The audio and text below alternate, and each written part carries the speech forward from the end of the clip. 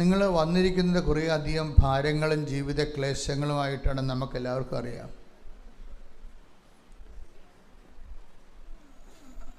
പെട്ടെന്ന് അതിനെക്കുറിച്ച് ഓർത്ത് അതൊന്നും മാറ്റി വെക്കുന്നത് നല്ലതാണ്. ആരാധനയ്ക്ക് ഇതൊന്നും ആവശ്യമില്ല. ഒരു പക്ഷേ ആരാധന കഴിയുമ്പോൾ ഇതൊന്നും ഉണ്ടാകത്തില്ല. ആരാധനയ്ക്ക് നിങ്ങളുടെ അളഞ്ഞ മോന്ത ആവശ്യമില്ല. ആരാധന കഴിയുമ്പോൾ അതുണ്ടാകത്തുമില്ല. അപ്പോൾ സന്തോഷത്തോടെ വേണം കർത്താവിൻ്റെ തിരുസന്നിധിയിൽ ഈ നിമിഷങ്ങളിൽ എത്തിച്ചേരാൻ കഴിയുന്നതിന് നന്നാണ്. അത് ദൈവത്തോട് നന്ദി പറയണം. ഒരു മനുഷ്യൻ്റെ ഏറ്റവും വലിയ പുണ്യമെന്ന് പറയുന്നത് വിശ്വാസം തന്നെയാണ്. വിശ്വാസത്തിൻ്റെ കൈകൾ കൊണ്ടാണ് നമ്മൾ ദൈവത്തെ തൊടുന്നത്. ദൈവത്തെ തൊടുന്നത് വരെ മനുഷ്യൻ ദൈവത്തെക്കുറിച്ച് കലാപരമായിട്ടും സാംസ്കാരികമായിട്ടൊക്കെ സംസാരിച്ചുകൊണ്ടിരിക്കും. ദൈവത്തെ തൊട്ട് കഴിഞ്ഞാൽ പിന്നെ തൊടുന്ന കാര്യങ്ങളെ പറയത്തുള്ളൂ. ചില സമയത്ത് എനിക്ക് തോന്നാറുണ്ട്, പല ആധ്യാത്മിക ഗുരുക്കന്മാർ പോലും ഈ സാംസ്കാരികവും കലാപരവുമായിട്ടുള്ള ആധ്യാത്മിക വിഷയങ്ങളെ സംസാരിക്കുന്നതിൻ്റെ കാരണം അവർ ഒരറിവിൻ്റെ തലത്തിലേക്ക് കർത്താവിനെ ബൗദ്ധികമായൊരു അന്വേഷണത്തിൻ്റെ വസ്തു എന്ന രീതിയിൽ ദൈവത്തെ ചുരുക്കുന്നത് കൊണ്ടാണ് അനന്തമായ അന്വേഷണം നീണ്ടുപോകുന്നത്. ക്രിസ്തുവിനെ കണ്ടെത്തി കഴിഞ്ഞാൽ പിന്നെ അന്വേഷണമില്ല, പിന്നെ അനുഭവങ്ങൾ മാത്രമേ ഉള്ളൂ. പിന്നെ നമ്മുടെ മുമ്പിലുള്ളൊരു ഓപ്ഷൻ എന്ന് പറയുന്നത് ഈ അനുഭവം എന്തുമാത്രം സയൻറ്റിഫിക് ആക്കി എടുക്കാൻ പറ്റും എന്ന് വെച്ചാൽ ഞാൻ ഉദ്ദേശിക്കുന്നത് സുവിശേഷ വിഹിതമായ ആത്മീയ സരണികൾ പ്രയോജനപ്പെടുത്തിക്കൊണ്ട് അനുഭവത്തിൻ്റെ പുതിയ പുതിയ തലങ്ങളിലേക്ക് എങ്ങനെ കയറി പോകാൻ പറ്റുമെന്നുള്ളതാണ്. ഞാനിപ്പോൾ സംസാരിക്കുന്നത് ഉടമ്പടി പുതുക്കാൻ ഉദ്ദേശിക്കുന്നവരെക്കുറിച്ചാണ്. ഉടമ്പടി എടുക്കുന്നവരെക്കുറിച്ചുള്ള ക്ലാസ്സുകളും മുകളിൽ സാധാരണ കിട്ടാറുണ്ട്. ഉടമ്പടി പുതുക്കുന്നതിനെക്കുറിച്ചുള്ള ഒരു പക്ഷേ ഒരു 500ാമത്തെ ക്ലാസ്സാണിത്. 500 സബ്ജക്റ്റായിരിക്കും. ഉടമ്പടി പുതുക്കുന്നവർ ദൈവത്തെ പുതുക്കുന്നു, തങ്ങളുടെ ജീവിതത്തിൽ ദൈവത്തിൽ വളരുന്നു. ഈ വളർച്ചയുടെ വഴികൾ, പടവുകൾ, ബോധപൂർവമായൊരു അന്വേഷണം നമ്മുടെ മുമ്പിൽ നിന്ന് ഉണ്ടാകുന്നിടത്ത് വെച്ചാണ് അനുഭവങ്ങൾ, പുതിയ പുതിയ അനുഭവങ്ങൾ വരുന്നത്. അല്ലെങ്കിൽ വരാൻ പോകുന്ന പ്രശ്നം നമ്മുടെ സ്പിരിച്വാലിറ്റി ഇൻറ്റൻഷൻ ബേസ്ഡായി പോകും. നമ്മൾ ആരാണെന്ന് ചോദിച്ചു കഴിഞ്ഞാൽ ദൈവത്തിൻ്റെ പൈതലെന്ന് പറയാൻ പറ്റത്തില്ല. ഒരു പ്രാർത്ഥനാർത്ഥി അല്ലെങ്കിൽ ഇൻറ്റൻഷൻ ബേസ്ഡായിട്ടുള്ള കുറച്ച് നിയോഗങ്ങളുള്ള ദൈവദർശനെ കുറച്ച് നിയോഗങ്ങൾ നിറവേറ്റാൻ വേണ്ടി പരിശ്രമിക്കുന്ന ഒരു വ്യക്തി എന്ന രീതിയിലേ വരത്തുള്ളത്. അങ്ങനെ ആ ഒരു സ്ഥലത്ത് നമുക്ക് അധികകാലം തുടരാൻ പറ്റത്തില്ല. കുറച്ച് നിയോഗങ്ങൾ നിവർത്തിയാക്കാൻ പറ്റുന്ന രീതിയിലുള്ള കുറച്ച് നിയോഗങ്ങൾ നിവർത്തിയാക്കാൻ വേണ്ടി ദൈവതിരുസന്നിധിയിൽ ഇങ്ങനെ ഭിക്ഷാന്തേഹിയായി നിൽക്കുന്ന ഒരു വ്യക്തിയായിട്ട് ദൈവതിരുസന്നിധി നമുക്ക് അധികകാലം തുടരാൻ പറ്റത്തില്ല. അതിൻ്റെ ഒരു ടൈമുണ്ട്. ആ ടൈം കഴിഞ്ഞാൽ ദൈവത്തെ എന്തോ മിസ്യൂസ് ചെയ്യുന്ന ഒരു ആളായിട്ട് നിങ്ങളെ ബ്രാൻഡഡ് ആവും. അത് അപകട മേഖലയിലേക്കാണ് പോണത്. ദൈവത്തെ ഇങ്ങനെ സ്വന്തം ശരീരത്തിൻ്റെ ആവശ്യങ്ങൾ നേടുന്നതിന് വേണ്ടി മിസ്യൂസ് ചെയ്യുന്ന ഒരാളായിട്ട് നിങ്ങൾ ബ്രാൻഡഡ് ആയി കഴിഞ്ഞാൽ പിന്നെ ദൈവം നിങ്ങളെ തിരിഞ്ഞു നോക്കത്തില്ല.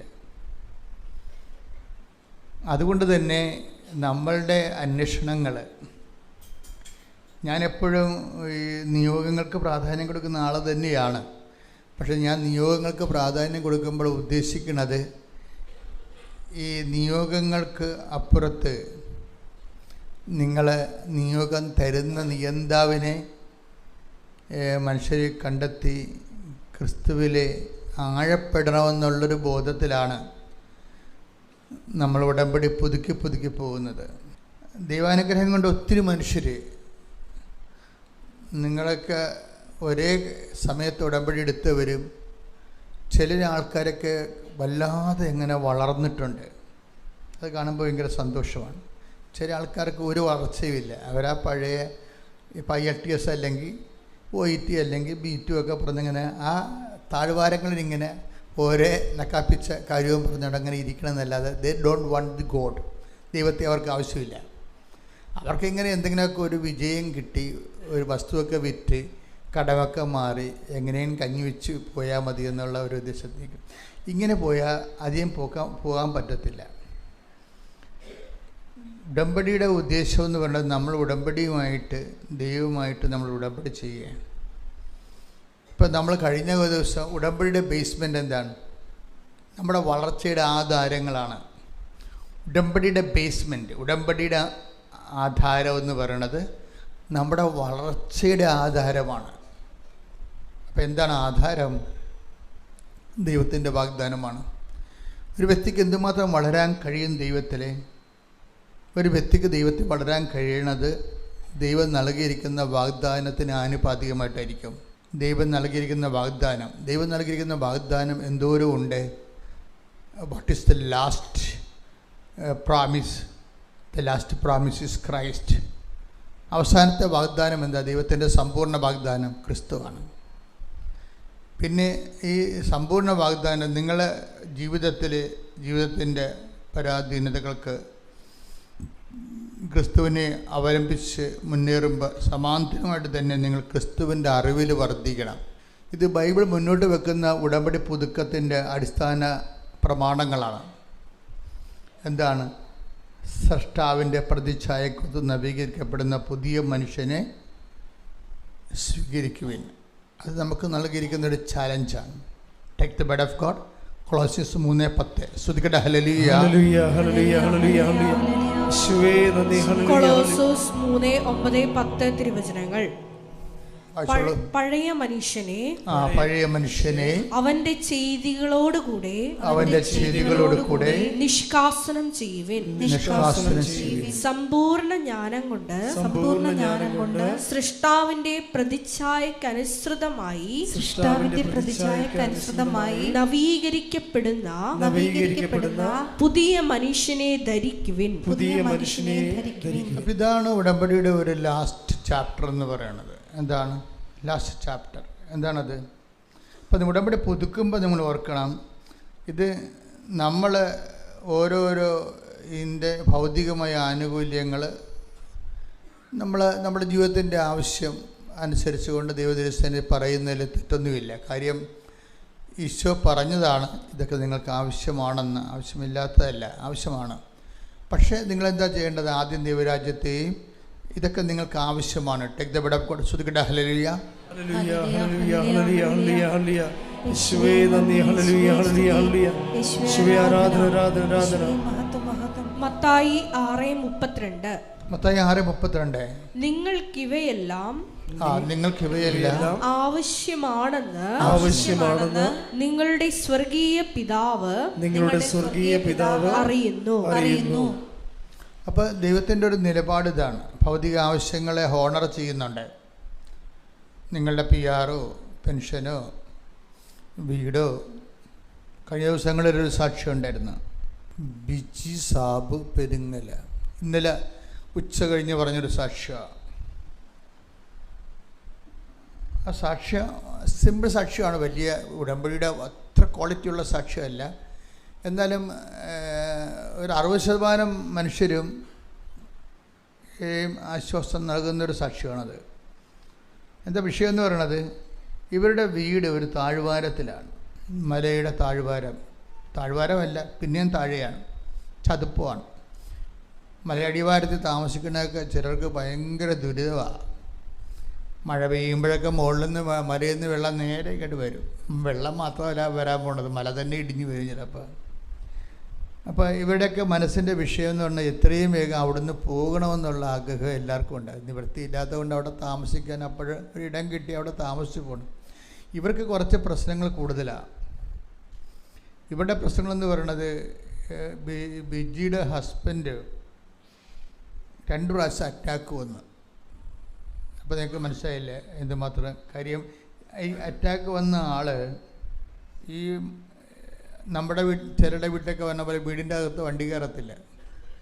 ഇത് ഈ മല കയറി പോകണം. മല കയറി ചെല്ലുമ്പോഴാണ് ഒരു 1/2 കിലോമീറ്റർ അല്ലെങ്കിൽ മല കയറി ചെല്ലുമ്പോഴാണ് റോഡുള്ളത്. ഈ നെഞ്ചുവേദന വന്ന ആളെ എങ്ങനെയാണ് മല കയറ്റണത്? ഓരോ മനുഷ്യൻ അനുഭവിക്കുന്ന ദുരിതങ്ങൾ കണ്ടില്ലേ? അതാണ് ഈ പറഞ്ഞത് 6:30 ഇതൊക്കെ നിങ്ങൾക്ക് ആവശ്യമാണ്. അപ്പം അവരുടെ പ്രശ്നം എന്താ? അവരുടെ പ്രശ്നം ഇനി ഒരു അറ്റാക്ക് വന്നാൽ അതിന് മുമ്പ് ഇവിടുന്ന് മാറണം. കാര്യം വണ്ടി പിടിച്ച് പെട്ടെന്ന് വണ്ടി കിട്ടിപ്പോകാൻ ആശുപത്രി പോകാൻ പറ്റിയ ഒരു സാഹചര്യം. അതായത് ഇതൊക്കെ നിങ്ങൾക്ക് ആവശ്യമാണെന്ന് പറയുന്നത് ഈശോ പറഞ്ഞതിൻ്റെ കാരണം അതാണ്. അവരുടെ പ്രശ്നം എന്ന് പറഞ്ഞാൽ എന്താണ്? എല്ലാത്തിനേക്കാൾ വിഷയം എന്താണ്? വണ്ടി നെഞ്ചുവേദന വന്ന വണ്ടി വിളിച്ചാൽ അപ്പോൾ വണ്ടി വരണ ഒരു സ്ഥലത്ത് എത്തണം, മിനിമമാണ്. പക്ഷേ ജീവൽ പ്രധാനമായ ആവശ്യമാണത്. അപ്പോൾ വിജി എന്താ ചെയ്യണത്? ആ സ്ഥലം ആരും വാങ്ങിക്കത്തില്ലെന്ന് ഉറപ്പാണ്. കാര്യം നമുക്ക് വേണ്ടേ പിന്നെ മറ്റുള്ളവർ വാങ്ങിക്കുക. അപ്പോൾ ഇങ്ങനെ ചില കാര്യങ്ങൾ നടക്കാൻ പാടായിരിക്കും. അപ്പോൾ ഉടമ്പടിയിലാണെങ്കിൽ ഇതിനൊക്കെ ഒരു പരിഹാരമുണ്ട്. എന്താ കാര്യം? ഉടമ്പടിയിൽ നമ്മുടെ സാധാരണ ഒരു മനുഷ്യനെ ഈ എക്സ്പ്രഷൻസ് ഓഫ് ഫെയ്ത്ത്, സാധാരണ എന്ത് ധ്യാനം നിങ്ങൾ കൂടിയാലും എന്ത് പ്രാർത്ഥന രീതികൾ അവലംബിച്ചാലും അതെല്ലാം എക്സ്പ്രഷൻസ് ഓഫ് ഫെയ്ത്ത് എക്സ്പ്രഷൻസ് വരുമ്പോൾ പ്രെയർ മാത്രമേ ഉള്ളൂ. ഒന്നെങ്കിൽ ഒരു പുതിയ പുസ്തകം ആ ധ്യാനകേന്ദ്രത്തിൻ്റെ ഒരു പുതിയ പ്രാർത്ഥനാ പുസ്തകം കൂടി കിട്ടും. അതിൽ കുറച്ച് പുതിയ ഇൻറ്റൻഷൻസ് കൂടി ഉണ്ടാകുമെന്നും, പിന്നെ ഒരു ഉപവാസവ അല്ലെങ്കിൽ ഒരു മധ്യസ്ഥ പ്രാർത്ഥന, ഇതൊക്കെയായിട്ടാണ് ഈ സംഭവം അവസാനിക്കുന്നത്. പക്ഷേ എല്ലാം ഹരിച്ച് കുണിച്ച് നോക്കിക്കഴിഞ്ഞാൽ എന്ത് ഗ്രോത്ത് ഉണ്ടായി? ആ പ്രെയർ മേഖലയിൽ ആണൊരു ഗ്രോത്ത് ഉണ്ടായിരിക്കുന്നത്, പ്രാർത്ഥനയിലാണ്. വിശ്വാസത്തിൻ്റെ എക്സ്പ്രഷൻസിൽ പ്രാർത്ഥനയ്ക്ക് എത്ര % ഔട്ട്പുട്ടുണ്ട്? എനിക്ക് തോന്നുന്ന ഒരു 25% ഉള്ളൂ. വിശ്വാസത്തിൻ്റെ എക്സ്പ്രഷൻ, വിശ്വാസത്തിലാണല്ലേ വിഷയം മുഴുവൻ ഇരിക്കുന്നത്. നമുക്കൊരു ഇഷ്യൂ ഉണ്ടായി, നമുക്കൊരു പ്രശ്നം ഉണ്ടായി. ആ പ്രശ്നത്തിൽ നിന്ന് നമ്മൾ രക്ഷപ്പെടാൻ വേണ്ടി ആണ് നമ്മൾ വിശ്വാസം എന്ന ഇൻസ്ട്രുമെൻ്റ് ഉപയോഗിക്കുന്നത്. അതിൻ്റെ എക്സ്പ്രഷൻസ് എന്താണ്? ഫസ്റ്റ് എക്സ്പ്രഷൻസ് എന്താണ്? വിശ്വാസത്തിൻ്റെ ആദ്യത്തെ പ്രകടരൂപം എന്താണ്? പ്രകടരൂപം പ്രാർത്ഥനയാണ്, അല്ലേ? അപ്പോൾ ചിലരെന്ത് ചെയ്യുമെന്ന് വെച്ച് കഴിഞ്ഞാൽ പ്രാർത്ഥനയുടെ എണ്ണം കൂട്ടും, അല്ലേ? ചിലർ പറയും ഞാൻ വിശ്വാസ പ്രമാണം 51 പ്രാവശ്യം ചൊല്ലി എന്നൊക്കെ പറയത്തില്ലേ. അപ്പോൾ പ്രാർത്ഥനയുടെ എണ്ണം കൂട്ടി, നിങ്ങൾ പ്രാർത്ഥനയുടെ എണ്ണം കൂട്ടിയാലും കർണക്കൊന്ത 100 പ്രാവശ്യം ചൊല്ലിയാലും നിങ്ങൾ ചെയ്യണത് എന്താ? പ്രാർത്ഥനയാണ്. ഇപ്പം ഒരു സാധനം തന്നെ കുടിക്കാമെന്ന് വെച്ച് കഴിഞ്ഞാൽ അതിൻ്റെ അകത്ത് പൊട്ടാസ്യം ഉണ്ടാവും, ഫോസ്ഫേറ്റ് ഉണ്ടാവും, ചിലപ്പോൾ മറ്റ് മിനറൽസ് ഒന്നും ഉണ്ടാകത്തില്ല. മനസ്സിലായില്ലേ? ഇപ്പോൾ പാല് തന്നെ കുടിക്കാൻ, പാല് മാത്രം കുടിച്ചുകൊണ്ട് ഒരാൾക്ക് ജീവിക്കാൻ പറ്റുക? കുറച്ച് കഴിയുമ്പോൾ കൊളസ്ട്രോൾ ഒന്ന് ചത്തുപോകും. അപ്പം അതിൻ്റെ അകത്ത് ഉണ്ടാകുന്ന ലാക്ടോജൻ അല്ലെങ്കിൽ അതുപോലെയുള്ള കാൽഷ്യം ഉണ്ട്. ഇപ്പം കാൽഷ്യം മാത്രമാണ് ഈ പാല് മാത്രമാണ് ഒരു മനുഷ്യൻ കുടിക്കണമെന്നുണ്ടെങ്കിൽ എല്ല് മാത്രം ഉറച്ചിരിക്കും, മറ്റേ ഈ പേശികളെല്ലാം കിളുകളാണെന്നും പറഞ്ഞിരിക്കും. അപ്പോൾ ഇതിൻ്റെ പ്രശ്നം പ്രോട്ടീൻ വേറെ വേണം എക്സ്ട്രാ ആയിട്ട്, അതിൻ്റെ അകത്തുള്ള മിനറൽസൊക്കെ വേറെ വേണം. പ്രാർത്ഥനയ്ക്കുണ്ടാകുന്ന ഒരു പ്രോബ്ലം എന്ന് പറയുന്നത് അതിൻ്റെ അകത്ത് ദൈവസ്നേഹമുണ്ട്, ദൈവവിശ്വാസമുണ്ട്, പ്രത്യാശയുണ്ട്, ഇത്രയും പുണ്യങ്ങളൊക്കെ അതിൻ്റെ അകത്തുണ്ട്. പക്ഷേ ഉള്ള പ്രോബ്ലം എന്ന് വെച്ചിട്ടുണ്ടെങ്കിൽ ഇതുകൊണ്ട് ദൈവത്തിന് എന്താണ് നേട്ടം എന്നുള്ള വിഷയത്തിൽ വെച്ചാണ് പ്രാർത്ഥന മടങ്ങണത്. തിരിച്ചിങ്ങനെ കമ്പി മടങ്ങണ പോലെ മടങ്ങും. അതാണ് ഈ പ്രാർത്ഥനയുടെ പോയിൻ്റ് കുറയാൻ കാര്യം. നിങ്ങൾക്ക് പ്രാർത്ഥന എണ്ണം കൂട്ടിയാലും, വിശ്വാസ പ്രമാണം 10,000 പ്രാവശ്യം ചൊല്ലിയാലും, പ്രാർത്ഥന എണ്ണം കൂട്ടിയാലും, ഈ അതിനകത്ത് വിശ്വാസം, പ്രത്യാശ, സ്നേഹം എന്ന ദൈവിക പുണ്യങ്ങളൊക്കെ ഇതിനകത്ത് ഉണ്ടെങ്കിലും ദൈവത്തിന് ഇത് എന്തുകൊണ്ട് എന്താ പ്രയോജനം എന്നുള്ള വിഷയം വരുമ്പോൾ 0 മാർക്ക് വരും. കാര്യം ഒരു പ്രയോജനം ഉണ്ടാകത്തില്ല. എന്താ കാരണം വെച്ച് കഴിഞ്ഞാൽ ഇതിനെല്ലാം പ്രയോജനം ഉണ്ടാകണമെന്നുണ്ടെങ്കിൽ നിങ്ങളുടെ അതോറിറ്റി വർദ്ധിക്കണം, നിങ്ങളുടെ ആധികാരികത വർദ്ധിക്കണം. ആധ്യാത്മികത എന്ന് പറയുന്നത് കുറച്ച് കഴിയുമ്പോൾ അതിൻ്റെ പേര് അധികാരം എന്നായിട്ട് മാറും. ആധ്യാത്മികത അത് വളർന്നു കഴിഞ്ഞാൽ ആധ്യാത്മികത അതോറിറ്റിയായിട്ട് മാറും. നമ്മൾ കാണുന്ന ഭൗമിക അധികാരമല്ല, ദൈവികമായ ഒരു അധികാരം വരും.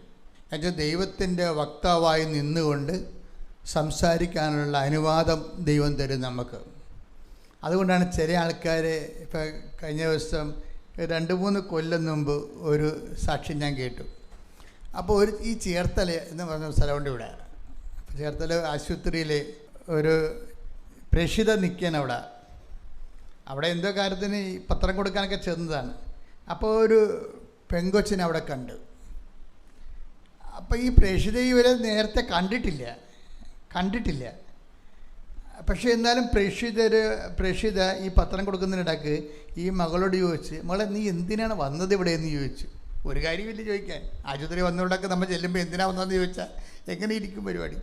പക്ഷേ ആ പ്രേക്ഷിതയ്ക്ക് ഇവരോട് അങ്ങനെ ചോദിക്കാൻ തോന്നി, മകളെ നീ എന്തിനാണ് ഇവിടെ വന്നത്? മിണ്ടുന്നില്ലേ? മിണ്ടത്തില്ല. അവിടെ നിൽക്കുന്ന വേറൊരു സ്ത്രീയുടെ മുഖത്തേക്ക് നോക്കുകയാണ്. അവരും മിണ്ടണില്ല.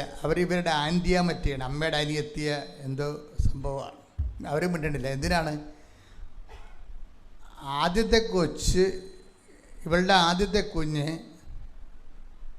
ജനിച്ചിട്ട് ഒരു 4 മാസമേ ആയുള്ളൂ. അതൊക്കെ മുമ്പ് തന്നെ കുഞ്ഞിൻ്റെ പാല് കുടി തീരുന്ന മുമ്പ് തന്നെ അടുത്ത കുഞ്ഞിനെ പ്രഗ്നൻ്റായി. അങ്ങനെ അവർ പ്രതീക്ഷിച്ചില്ല. അത് പ്രതീക്ഷിച്ചില്ല. സാധാരണ പാല് കുടി തീരുമ്പോഴല്ല കുഞ്ഞുങ്ങളെയൊക്കെ രണ്ടാമത്തെ കുഞ്ഞിനെയൊക്കെ കിട്ടുന്നത്.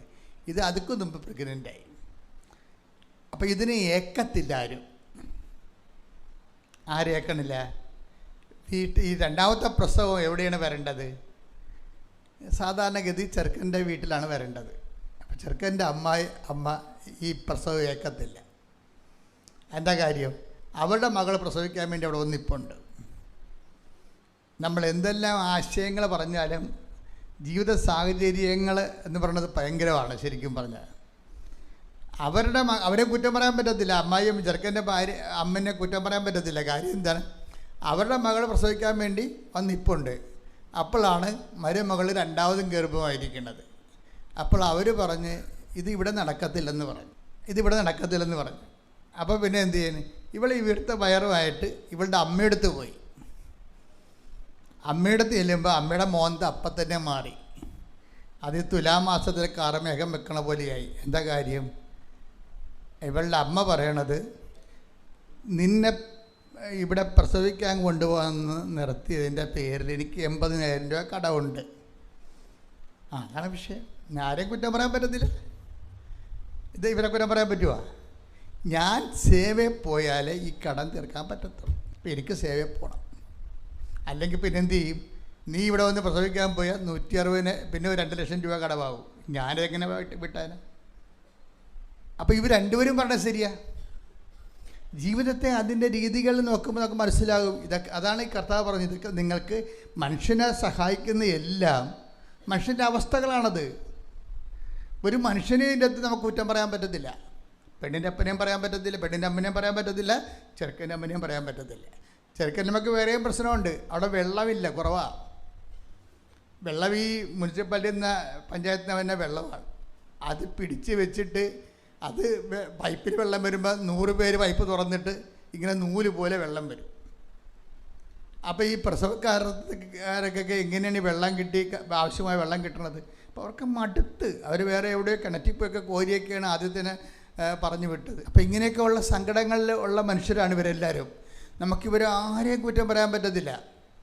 ഇവിടെയൊക്കെ കാര്യത്തിൽ ദൈവം ഒരു തീരുമാനം എടുക്കുക എന്നല്ലാതെ, പിന്നെ ദൈവമാണെങ്കിൽ ഇങ്ങനെയുള്ള എല്ലാ വിഷയവും അതാണ് അങ്ങനെ പറയണത്. 6:32 കണ്ട എന്താ പറയണത്? എന്ത് മനോഹരമായ വചനമാണത്! ഇതൊക്കെ നിങ്ങൾക്ക് ആവശ്യമാണെന്ന് എൻ്റെ സ്വർഗ്ഗസ്ഥനായ പിതാവ് അറിയുന്നു. അതെനിക്ക് ഭയങ്കരമായൊരു വചനമാണത്. കർത്താവിനൊരു കൈയടിച്ച് നിങ്ങൾ കർത്താവിന് നന്ദി പറയുക. മനുഷ്യാവസ്ഥകളെ, ഇതൊക്കെ ഇങ്ങനെയുള്ള മനുഷ്യാവസ്ഥകളെ ദൈവം വളരെ കൃത്യമായി ഈ മനുഷ്യാവസ്ഥകൾ കർത്താവിൻ്റെ കൺമുമ്പിലേക്ക് ഇത് എഴുതി വെക്കുമ്പോൾ ഇതിന് ഭയങ്കരമായ രീതിയിൽ മാറ്റങ്ങളുണ്ടാവും. ഉടമ്പടിയിലാണെങ്കിൽ ഇതിന് 1000 പരിഹാരമാണ് വരണത്. പക്ഷെ ഞാനിപ്പോൾ പറഞ്ഞു വരേണ്ട കാര്യം, ഇപ്പോഴേ ചെറുക്കൻ്റെ അമ്മയെ ഉപേക്ഷിച്ച് പെണ്ണിൻ്റെ അമ്മയെ ഉപേക്ഷിച്ച് പിന്നെ ചെറുക്കനോട് പറഞ്ഞപ്പോഴേ ഇത് നടക്കത്തില്ല കേട്ടോ, എന്ത് ചെയ്യുമെന്ന് ചോദിച്ചാൽ പറഞ്ഞു നീ അതിനെക്കൊണ്ട് കളയാൻ പറഞ്ഞു. അങ്ങനെ ആന്റിനെ ചട്ടം കെട്ടി അബോർഷന് വേണ്ടി ഗവൺമെൻറ് ആശുപത്രി വന്നിരിക്കുക. ഇതാണ് വിഷയം. ആരെയും കുറ്റം പറയാൻ പറ്റത്തില്ല. പക്ഷേ കൊച്ച് ഒരു ജീവൻ വഴിയാധാരമായി. ഇതിൻ്റെ റിസ്ക് ആർക്കും എടുക്കാൻ പറ്റണില്ല. ചെറുക്കൻ്റെ വീട്ടിലെടുക്കാൻ പറ്റണില്ല, പെണ്ണിൻ്റെ വീട്ടിലെടുക്കാൻ പറ്റുന്നില്ല. കൊച്ചിനെ കൊല്ലാൻ അവർ തീരുമാനിച്ചു. അപ്പം ചില ആൾക്കാർക്ക് ഈ ഇരുന്ന് പെട്രോളിനൊരു പ്രശ്നമുണ്ട്. പെട്രോള് ഇങ്ങനെ ഇരിക്കുമ്പോൾ അതിങ്ങനെ ഇരുന്ന് ആവിയായി പോവും. ഇതുപോലെ മനുഷ്യന്മാർക്കും ഇരുന്ന് ആധ്യാത്മിക ശൈത്യം സംഭവിക്കും. അതായത് ദൈവം നമ്മുടെ ഉയർച്ചയ്ക്ക് വേണ്ടി തരുന്ന സംഭവങ്ങളെ ചില ആൾക്കാർ അത് താഴ്ചക്കാക്കി മാറ്റിക്കളയും. ഇപ്പോൾ എല്ലാവരും തോറ്റില്ലേ ഇതിൻ്റെ അകത്ത്? ഒരു കുഞ്ഞ് ജനിക്കാൻ പോണെന്ന് കണ്ടപ്പോഴേ എല്ലാവരും കൈ ഒഴിഞ്ഞതിൻ്റെ അകത്ത്. ഇനി ഇവർ പള്ളിയിൽ പോവുകയും ചെയ്യും, കുമ്പസാരിക്കുകയും ചെയ്യും, കുർബാന സ്വീകരിക്കുകയും ചെയ്യും, പറഞ്ഞ് ഉടമ്പടി പുതുക്കുകയും ചെയ്യും. ഇവരുടെ ജീവിതവും ഉടമ്പടിയും തമ്മിൽ ടാലിയാകണില്ല. അതാണ് പ്രശ്നം. ഇതൊക്കെ ഭംഗിവാക്ക് പറഞ്ഞെങ്കിലും ഒരു കുരിശ് വന്നപ്പോഴേ അവർ കർത്താവിനെ മറന്നു. അതാണ് വിഷയം. കർത്താവിനെ മറന്നു. ഇതിൻ്റെ അകത്ത് പറയണത് ഉള്ള ഈ വിഷയം എന്ന് വെച്ച് കഴിഞ്ഞാൽ, അതായത് ഇരുന്ന് നമ്മുടെ ജീവിതത്തിൽ ഒരു വിഷയം വന്നാൽ ദൈവത്തോട് 500 കാര്യം ചോദിക്കും, ദൈവം നമ്മൾ ഒരു കാര്യം ചോദിക്കും. അതാണ് വിഷയം. ദൈവത്തോട് നമ്മൾ 500 കാര്യം ചോദിക്കും, ദൈവം നമ്മൾ ഒരു കാര്യം ചോദിക്കും. ഞാൻ 500 കാര്യം നിങ്ങൾക്ക് സാധിച്ചു തരാം, പക്ഷേ എനിക്ക് നിങ്ങളോടൊരു ആവശ്യമുണ്ട്. ആ കുഞ്ഞിനെ കൂടി ഒന്ന് അക്കോമഡേറ്റ് ചെയ്യണം. ഒന്നെന്ന് പറഞ്ഞ ഇവർ 500 കാര്യം വാങ്ങിച്ചുകൊണ്ടിരിക്കും, പക്ഷെ ഒരു കാര്യം ചെയ്യത്തില്ല. ഇതാണ് ഇരുന്ന് അധികാരം പോണവർ. പല ആൾക്കാർക്ക് ഉണ്ടാകുന്ന ഒരു ആധ്യാത്മിക ദുരന്തം ഇതാണ്. വെറുതെ ഇരുന്ന് ആധ്യാത്മിക അധികാരം നഷ്ടപ്പെടും. വെറുതെ ഇരുന്ന് നിങ്ങളൊന്ന് ഒരു കൊല്ലം വെറുതെ ജീവിച്ചാൽ മതി, നിങ്ങൾക്ക് കഴിഞ്ഞ കൊല്ലം ഉണ്ടായ പവർ ഇന്നുണ്ടാകത്തില്ല. നിങ്ങൾക്കിങ്ങനെ ഒരു കൊല്ലം വെറുതെ ജീവിച്ചാൽ മതി, ഒന്നും ചെയ്യാതെ ജീവിച്ചാൽ മതി. പക്ഷെ ഇരുന്ന് നമ്മുടെ പവർ പോകും. എന്താ കാര്യം? നമുക്ക് ദൈവം തരുന്ന ഡെയിലി ബ്രെഡ്, അന്നു വേണ്ട ആഹാരം പോലെ തരുന്ന സാധനങ്ങൾ നമ്മളതിനെ തട്ടിക്കളയും. ഇത് കാരണം ബൈബിൾ എന്ത് പറയും? ബൈബിൾ പറയും നിങ്ങൾ സൃഷ്ടാവിൻ്റെ പ്രതിച്ഛായക്കൊത്ത് നവീകരിക്കപ്പെടുന്ന പുതിയ മനുഷ്യരാകണമെന്ന് പറയും. ഈ പഴയ മനുഷ്യന്മാരാണ് ഇത് തട്ടിക്കളയണത്. അപ്പോൾ പഴയ മനുഷ്യരായി കഴിഞ്ഞാലുള്ള കുഴപ്പമെന്ന് വെച്ച് കഴിഞ്ഞാൽ, ദൈവം ഉദ്ദേശിക്കുന്നത് നമുക്ക് ആനുകൂല്യങ്ങൾ തരുമ്പോൾ തന്നെ അടുത്ത ആനുകൂല്യം തരുന്നതിന് മുമ്പ് നമ്മളോട് പറയും നിങ്ങളെന്ത് ചെയ്യണം, ആ പഴയ മനുഷ്യനെ മാറ്റാൻ പറയും. ഇപ്പം നമ്മളെയുള്ള പ്രശ്നം വെച്ച് കഴിഞ്ഞാൽ പഴയ മനുഷ്യൻ ആണ് പിന്നെയും വരണത്. നിങ്ങൾ 45-ാമത്തെ വയസ്സിൽ എന്ത് സ്വഭാവം കാണിച്ചിരുന്നോ അത് തന്നെയാണ് 65-ാമത്തെ വയസ്സിലും കാണിക്കണത്. ആപ്പിശിക്കും അതുപോലെ അർത്ഥയ്ക്കും ഉപ്പിതക്കാത്ത പരിപാടികളും ആൾക്കാരോട് മാന്യതയില്ലാതെ സംസാരിക്കണതും 45-ാമത്തെ വയസ്സിൽ എങ്ങനെ സംസാരിച്ചു അത് തന്നെ 65-ാമത്തെ വയസ്സ് സംസാരിക്കണമെങ്കിൽ ഗ്രോത്ത് ഇല്ല. ഇതിൻ്റെ അകത്ത് ഇത് ഗ്രോത്ത് ഇല്ല. അതുകൊണ്ടാണ് ബൈബിൾ പറയണത് എന്ത് ചെയ്യണം, നിങ്ങൾ സൃഷ്ടാവിൻ്റെ പ്രതിച്ഛായക്കൊത്ത് നവീകരിക്കപ്പെടുന്ന പുതിയ മനുഷ്യനെ, ഇതിനെന്ത് പറയും, പഴയ മനുഷ്യനെ. ആ വചനം എടുത്ത് 3, 11, 12 കൊളോസ്യൻസ്. സ്തുതിക്കട്ടെ. ഹല്ലേലൂയ ഹല്ലേലൂയ ഹല്ലേലൂയ ഹല്ലേലൂയ. കൊളോസ്യോസ് 3, 9, 10 തിരുവചനം. പഴയ മനുഷ്യനെ അവന്റെ ചെയ്തികളോടുകൂടെ നിഷ്കാസനം ചെയ്യുവിൻ. സമ്പൂർണ്ണ ജ്ഞാനം കൊണ്ട് സൃഷ്ടാവിന്റെ പ്രതിച്ഛായയ്ക്ക് അനുസൃതമായി നവീകരിക്കപ്പെടുന്ന പുതിയ മനുഷ്യനെ ധരിക്കുവിൻ.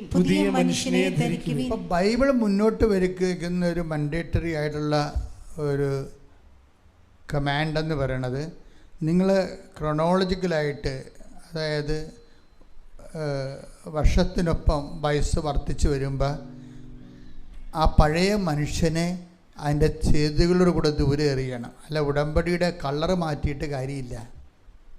അവിടെ വിഷയം. ഉടമ്പടി പുതുക്കുന്നവർ പ്രത്യേകം ശ്രദ്ധിക്കണം. പുതുക്കുമ്പോൾ ദൈവം ഉദ്ദേശിക്കുന്ന ഒരു പുതുക്കലുണ്ട്. അത് പേപ്പറിൻ്റെ പുതുക്കലല്ല, മറിച്ച് എന്താണ്?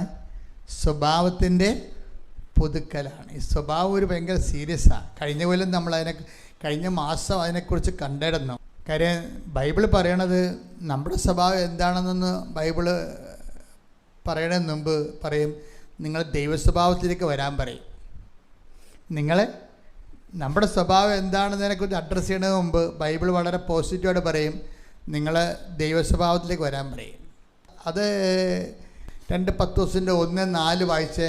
ദുരാശ മൂലം ലോകത്തിലുണ്ടാകുന്ന വിനാശത്തിൽ നിന്ന് രക്ഷപ്പെട്ട് ദൈവിക സ്വഭാവത്തിൽ നിങ്ങൾ പങ്കുകാരാകുന്നതിന്. ഇത് വിഷയം കണ്ട എന്താ പറഞ്ഞിരിക്കുന്നത്? ദുരാശ മൂലം ഒന്ന് പറഞ്ഞ ദുരാശ മൂലം ലോകത്തിലുണ്ടാകുന്ന വിനാശത്തിൽ നിന്ന് രക്ഷപ്പെട്ട് ദൈവിക സ്വഭാവത്തിൽ നിങ്ങൾ പങ്കുകാരാകുന്നതിന് തന്റെ മഹത്വവും ഔന്നത്യവും വഴി അവിടുന്ന് നിങ്ങൾക്ക് അമൂല്യവും ശ്രേഷ്ഠവുമായ വാഗ്ദാനങ്ങൾ നൽകിയിരിക്കുന്നു. അപ്പൊ വാഗ്ദാനം നൽകിയിരിക്കുന്നു എന്നല്ല പറയണത്. 2:10-1-4 വാഗ്ദാനം നൽകിയിരിക്കുന്നു. വാഗ്ദാനം എന്ന് പറഞ്ഞാൽ എന്താ? ഉടമ്പടിയാ ശരിക്കും വാഗ്ദാനം എന്ന് പറയണത്. ഉടമ്പടി നൽകിയിരിക്കുന്നതാണ് പറയണത്. അപ്പം അതറിയണമെങ്കിലേ, അതായത് നമ്മുടെ സങ്കീർത്തനം 105 എടുത്തേ, 105:8 എടുത്തേ. ശ്രുതിക്കട്ടെ. ഹല്ലേലൂയ, ഹല്ലേലൂയ, ഹല്ലേലൂയ, ഹല്ലേലൂയ. യേശുവേ നന്ദി. ഹല്ലേലൂയ, ഹല്ലേലൂയ. സങ്കീർത്തനങ്ങൾ 105:8. സങ്കീർത്തനം 105:8. അവിടുന്ന് തന്റെ ഉടമ്പടി എന്നേക്കും അനുസ്മരിക്കും. തന്റെ വാഗ്ദാനം തലമുറകൾ വരെ ഓർമ്മിക്കും. അപ്പൊ ഉടമ്പടി എന്നേക്കും അനുസ്മരിക്കും, തന്റെ വാഗ്ദാനം തലമുറകൾ വരെ ഓർപ്പിക്കും. അപ്പോൾ ഉടമ്പടിയും വാഗ്ദാനം എന്ന് പറഞ്ഞാൽ എന്താണ്? ഒന്ന് തന്നെയാണ്. ഉടമ്പടി എന്ന് പറയുമ്പോൾ എന്താണ്? വാഗ്ദാനങ്ങളെ നമ്മൾ അർഹരാക്കുകയാണ്. ദൈവം നമുക്ക് മനുഷ്യരാശിക്ക് കൊടുത്തിരിക്കുന്ന ഓരോരുത്തരുടെ ജീവിത രീതി, ജീവിത അവസ്ഥകളനുസരിച്ചുകൊണ്ട് 8000 സിസ്റ്റം വാഗ്ദാനം നൽകിയിട്ടുണ്ട്. ഈ ഒറ്റ ഉടമ്പടി കൊണ്ട് 8000 വാഗ്ദാനങ്ങളിൽ നമ്മൾ അവകാശികളാക്കുകയാണ് നമ്മളെ. ദൈവത്തിൻ്റെ വാഗ്ദാനങ്ങൾ ഇപ്പം അത് 5:9 വായിച്ചേ. 105:9. അബ്രാഹത്തോട് ചെയ്ത ഉടമ്പടി ഇസ്ഹാക്കിന് ശപഥപൂർവം നൽകിയ വാഗ്ദാനം തന്നെ. ഉടമ്പടി വാഗ്ദാനം തന്നെ എന്നല്ലേ പറയണത്. ഉടമ്പടി എടുക്കുമ്പോൾ നമുക്ക് എന്താ സംഭവിക്കണത്? വാഗ്ദാനം നമ്മൾ പ്രാപിക്കുകയാണ്. ഈ വാഗ്ദാനം അലപരാധികൾക്കും ജഡിക സന്തതികൾക്കും വാഗ്ദാനം പ്രാപിക്കാൻ പറ്റത്തില്ല. അവിടെ വെച്ചാണ് ഉടമ്പടി പുതുക്കി വരണത്. അലപരാധി ജീവിതമുള്ളവർക്കും ജഡിക ജീവിതം ഉള്ളവർക്കും ഉടമ്പടിയുടെ വാഗ്ദാനം പ്രാപിക്കാൻ പറ്റത്തില്ല. നിങ്ങളുടെ പല കാര്യവും നടക്കാത്തതിൻ്റെ കാര്യം അതാണ്, വേറെ പ്രശ്നങ്ങളൊന്നുമില്ല. നിങ്ങൾ ആ ഉടമ്പടി എടുത്ത കാലത്ത് എന്ത് സ്വഭാവമായിരുന്നു അതുതന്നെ ഇപ്പോഴും. പിന്നെ എങ്ങനെയാണ് വാഗ്ദാനം പ്രാപിക്കണത്? എപ്പോഴും നമ്മൾ ശ്രദ്ധിക്കണം. കാരണം ഉടമ്പടി പുതുക്കുന്നതിന് ആനുപാതികമായിട്ട് എങ്ങനെയാണ് വരണമെന്ന് വെച്ചാൽ, ഈ വാഗ്ദാനം പ്രാപിക്കുന്നതനുസരിച്ച് ദൈവസ്വഭാവം ആർജിച്ചുകൊണ്ടേ ഇരിക്കണം. അതാണ് 2:10-1-4 ഒന്നുകൂടി വായിച്ചേ. ശ്രുതിക്കട്ടെ. ഹല്ലേലൂയ, ഹല്ലേലൂയ, ഹല്ലേലൂയ. യേശുവേ നന്ദി. ഹല്ലേലൂയ, ഹല്ലേലൂയ. ദുരാശ മൂലം ലോകത്തിലുണ്ടാകുന്ന വിനാശത്തിൽ നിന്ന് രക്ഷപ്പെട്ട് ദൈവിക സ്വഭാവത്തിൽ. വിനാശം ഉണ്ടാകണത് എങ്ങനെയാണ്? വിനാശം ഉണ്ടാകേണ്ടത് എങ്ങനെയാണ്? ദുരാശ മൂലമാണ്. കണ്ടില്ലേ? ദുരാശ മൂലമാണ് വിനാശം ഉണ്ടാകുന്നത്. അപ്പം നിങ്ങളുടെ കുടുംബത്തിൽ വിനാശം ഉണ്ടാകാം, സമാധാനക്കുറവുണ്ടാകാം. വിനാശമെന്ന് ബൈബിൾ പറയുന്നുണ്ടെങ്കിലും അത് പൊതുവെ ഓരോരുത്തർക്കും ഓരോ രീതിയിലുള്ള വിനാശമാണ് അനുഭവിക്കുന്നത്. ഓരോരുത്തർക്കും ഓരോ ഇപ്പം കഴിഞ്ഞ ദിവസങ്ങളിലൊരു സാക്ഷ്യം ഉണ്ടായിരുന്നു. ഞാൻ ഉടമ്പടി ചെയ്തത് UK പോകാനാണ്. അപ്പോൾ UK കാര്യങ്ങൾ സെറ്റായപ്പോൾ തന്നെ കൂട്ടുകാരത്തി പറഞ്ഞ് ആസ്ട്രേലിയയിൽ പോകാമെന്ന് പറയും. പിന്നെ ഞാൻ ആസ്ട്രേലിയയിലേക്ക് പോയത്. അവിടുന്ന് പണിയും പഠിച്ച് തിരിച്ചു വന്നിരിക്കുന്ന ആൾ. ദുരാശ. ഉടമ്പടി വേറെ. ഇപ്പം ദുരാശകളിങ്ങനെ മാറും മനുഷ്യനെ. ദുരാശ മൂലമാണ് വിനാശം ഉണ്ടാകുന്നത്. ഉടമ്പടി ചെയ്ത് UK പോകാനാണ്. പക്ഷേ ഉടമ്പടി അത് ദൈവത്തെ പ്രോസസ് ചെയ്തിരിക്കുമ്പോൾ ഈ പിശാസിന് വേറെ ആരാണ്ട് വന്ന് പറഞ്ഞ് ആസ്ട്രേലിയയാണ് ഇതിനേക്കാൾ നല്ലതെന്ന് പറഞ്ഞു. ഉടനെ ഇവൾ ആസ്ട്രേലിയയിലേക്ക് വണ്ടി തിരിച്ചു വിട്ട് അത് കുളമായി നാശകോടാരിയായി തിരിച്ചു വന്നു. അതാണ് വിനാശം എന്ന് പറയുന്നത്. മനസ്സിലായില്ലേ? എന്തുമല്ല, ദുരാശ മൂലമാണ് വിനാശം വരണത്. കണ്ട, എപ്പോഴും നമ്മൾ നോക്കും, നമ്മുടെ ഈ ആശകളുടെ ഉള്ളിൽ പലപ്പോഴും ആശ എന്ന് പറഞ്ഞ പല കാര്യവും ആഗ്രഹമായിരിക്കത്തില്ല, ദുരാശയിരിക്കും. ദുരാശ മൂലം ലോകത്തിന് വിനാശം എന്നാണ് പറയുന്നത്. ലോകത്തെ നിങ്ങളുടെ ജീവിതത്തിന് ആർക്കെങ്കിലും ഒരു ദുരാശ വന്നാൽ സ്വാഭാവികമായിട്ടും വിനാശം ഉറപ്പാണ്. ഇപ്പോഴെന്താ വിഷയം എന്ന് പറയണത്?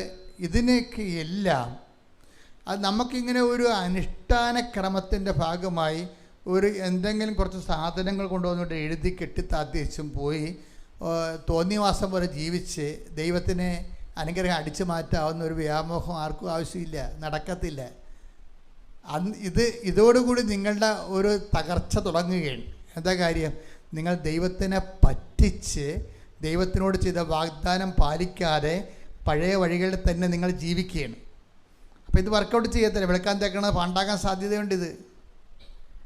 ഇതിൻ്റെ ഒരു വിഷയമെന്ന് പറയണത് ഇതിൻ്റെ ഒപ്പം തന്നെ ദൈവിക സ്വഭാവത്തിലേക്ക് വ്യക്തി ഉടമ്പടിയല്ലേ, ദൈവത്തോടല്ലേ ചെയ്യണത്. നിങ്ങൾ ഉടമ്പടി ചെയ്യണ കാലത്ത് ഉടമ്പടി ചെയ്യാൻ അർഹതയില്ലാത്തവരാണെന്ന് ഓർത്തേക്കണം. ദൈവത്തോട് ഉടമ്പടി ചെയ്യണമെങ്കിൽ ദൈവത്തോട് ദൈവിക സ്വഭാവം ഉള്ളവർക്കേ പറ്റത്തുള്ളൂ. കാരണം ദൈവത്തോടല്ലേ ഉടമ്പടി ചെയ്യണത്. ചെകുത്താനും ദൈവത്തോട് ഉടമ്പടി ചെയ്യാൻ പറ്റുമോ? അപ്പം ദൈവ സ്വഭാവം വേണം ഇതിൻ്റെ അകത്ത്. അതാണ് 2 പത്രോസ് 1:4 പറയണത്. ആ ദൈവസ്വഭാവം ഒന്നിനു വായിച്ചേ. ദുരാശ മൂലം ലോകത്തിലുണ്ടാകുന്ന വിനാശത്തിൽ നിന്ന് രക്ഷപ്പെട്ട് ദൈവിക സ്വഭാവത്തിൽ നിങ്ങൾ പങ്കുകാരാകുന്നതിന് തന്റെ മഹത്വവും ഔന്നത്യവും വഴി അവിടുന്ന് നിങ്ങൾക്ക് അമൂല്യവും ശ്രേഷ്ഠവുമായ വാഗ്ദാനങ്ങൾ നൽകിയിരിക്കുന്നു. ദൈവസ്വഭാവത്തെ കുറിച്ച് ഒന്നൊരു പറഞ്ഞേ. ദുരാശ മൂലം ലോകത്തിലുണ്ടാകുന്ന വിനാശത്തിൽ നിന്ന് രക്ഷപ്പെട്ട് ദൈവിക സ്വഭാവത്തിൽ നിങ്ങൾ പങ്കുകാരാകുന്നതിന്. അപ്പൊ ഈ ഉടമ്പടിയുടെ ഉദ്ദേശം എന്ന് വെച്ച് കഴിഞ്ഞാൽ ഉടമ്പടി ചെയ്യണ സമയത്ത് നിങ്ങൾ ഒരു ലോകത്തനമല്ല ആയിരിക്കും.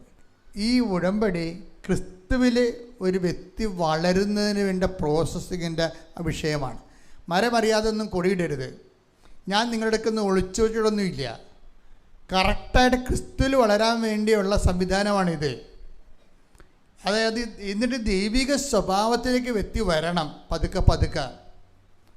അല്ല നിങ്ങളിങ്ങനെ ലോകത്തന്മാരെ പോലെ ജീവിച്ച് പണ്ടത്തെ തട്ടിപ്പും വെട്ടിപ്പും ആൾക്കാരുടെ കടുത്തേക്ക് ഏറ്റവും തോന്നിവാസമൊക്കെ ആയിട്ട് ജീവിച്ചിട്ട് ഏതെങ്കിലും ഇങ്ങനെ ഉടമ്പടി വന്ന് ഈ പപ്പങ്ങ കുത്തിയിടണ പോലെ അനുഗ്രഹം കുത്തിയിടാനൊന്നും പറ്റത്തില്ല.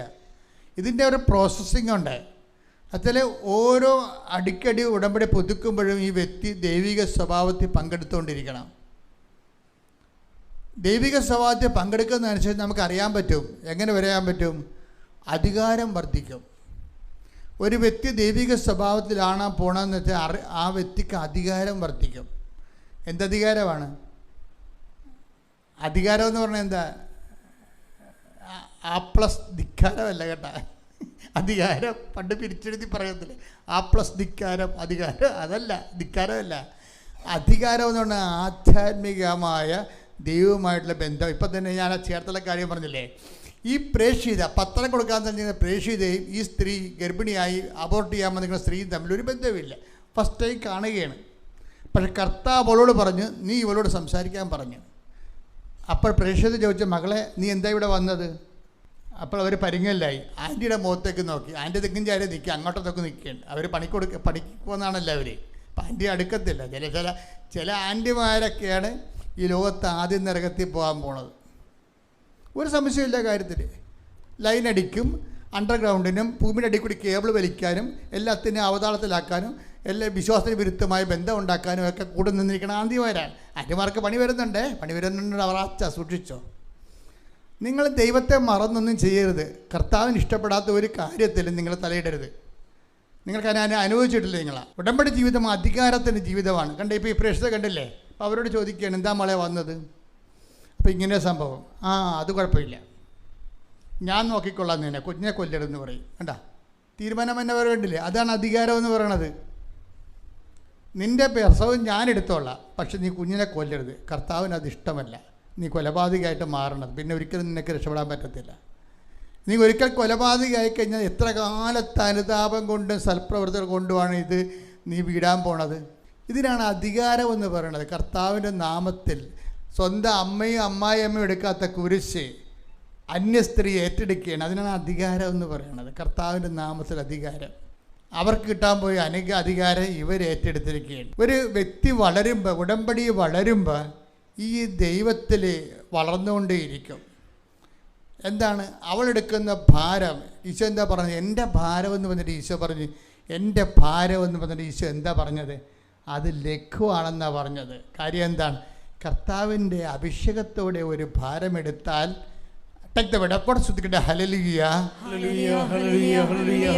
പരിശുദ്ധ പരമദിവ്യകാരുണ്യത്തിന്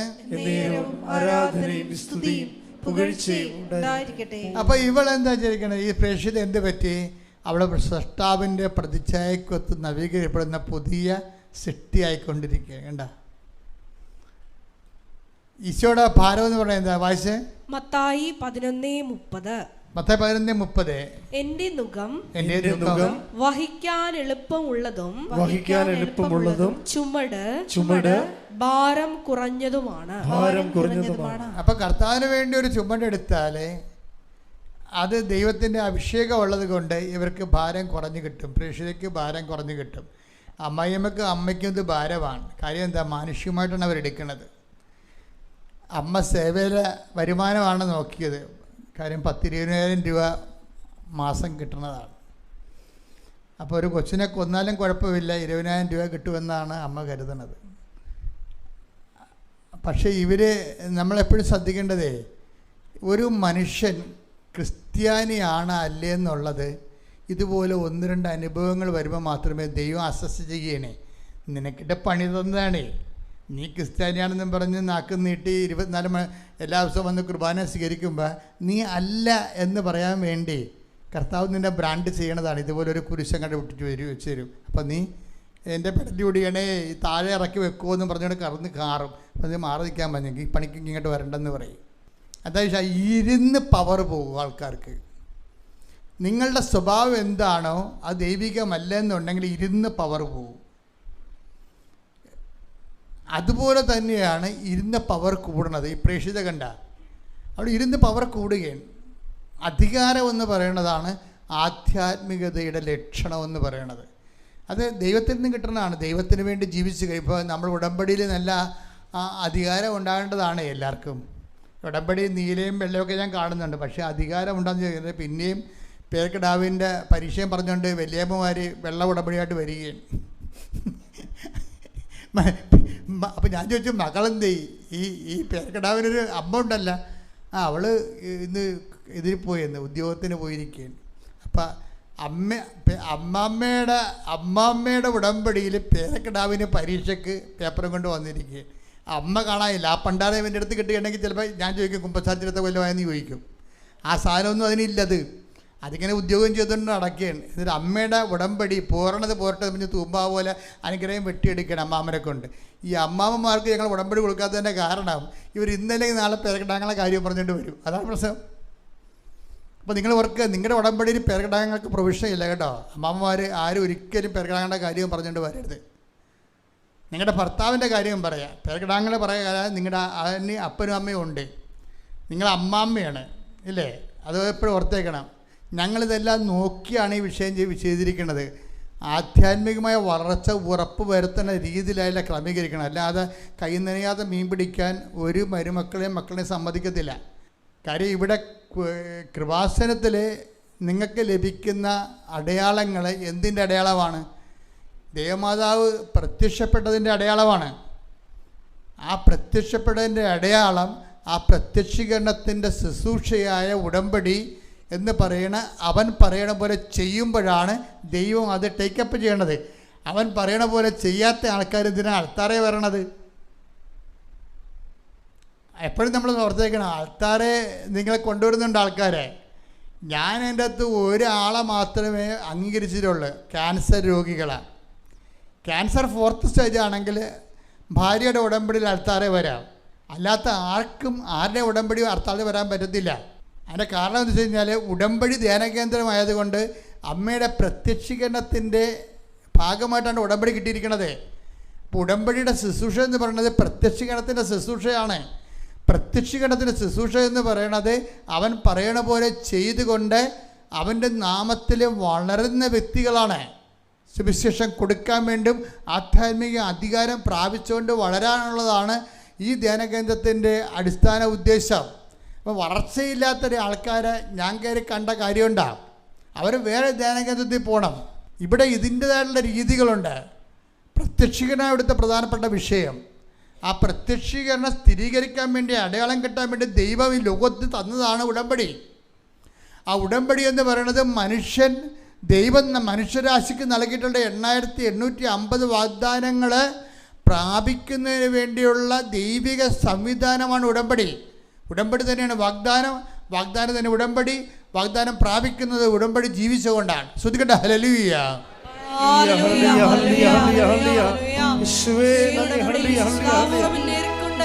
വാഗ്ദാനങ്ങൾ പ്രാപിക്കുവാൻ ഈ ആരാധനയിലൂടെ ഞങ്ങളെ തിരഞ്ഞെടുത്ത് അഭിഷേകം ചെയ്യണമേ. ഹല്ലേലൂയ. മഹത്വം മഹത്വം. ആരാധന ദേവിതാവേ നന്ദി.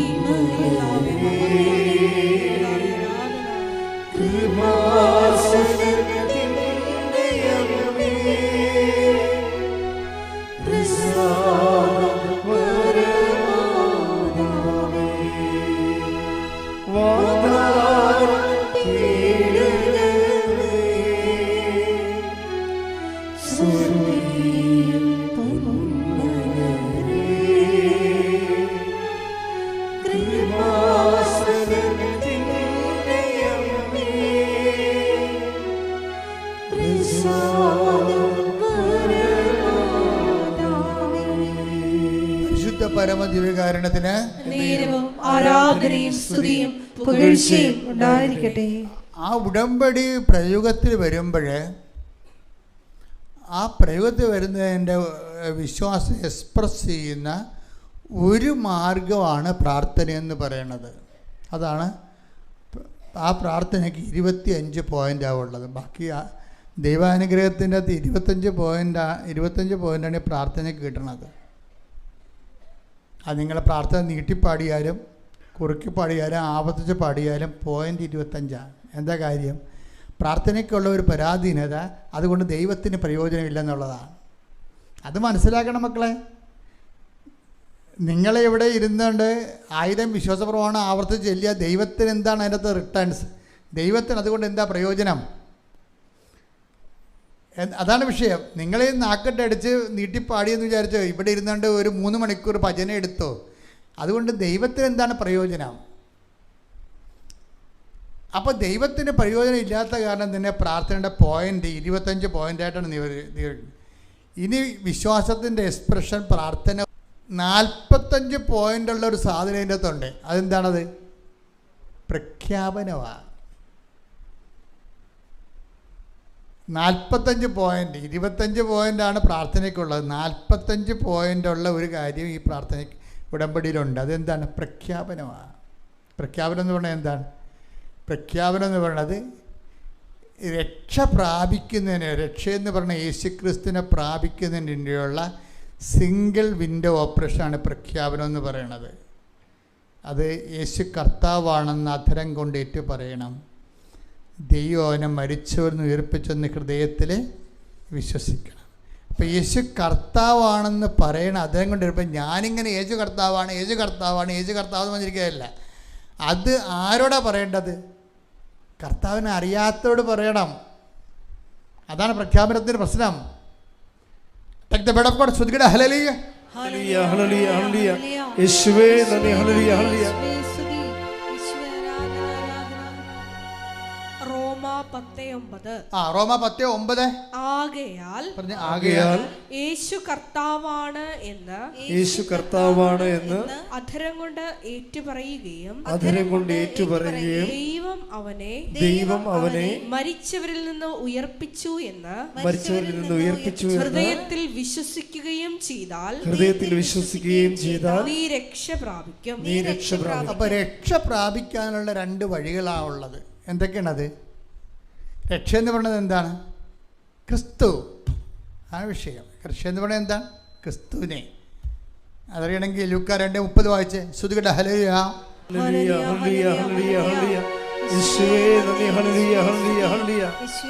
എന്തെന്നാൽ സകല ജനതകൾക്കും വേണ്ടി അങ്ങ് ഒരുക്കിയിരിക്കുന്ന രക്ഷ എന്റെ കണ്ണുകൾ കണ്ടു കഴിഞ്ഞു. അപ്പം രക്ഷ എന്ന് പറയുന്നത് എൻ്റെ കണ്ണുകൾ കണ്ടു കഴിഞ്ഞെന്ന് ആരാണ്? ശമയോൻ ദീർഘദർശി ഉണ്ണിമിശിഹായെ കയ്യിലെടുത്ത് പറയുന്ന വാക്കാണ്. അപ്പം രക്ഷ ആരാണ്? ഈശോയാണ്.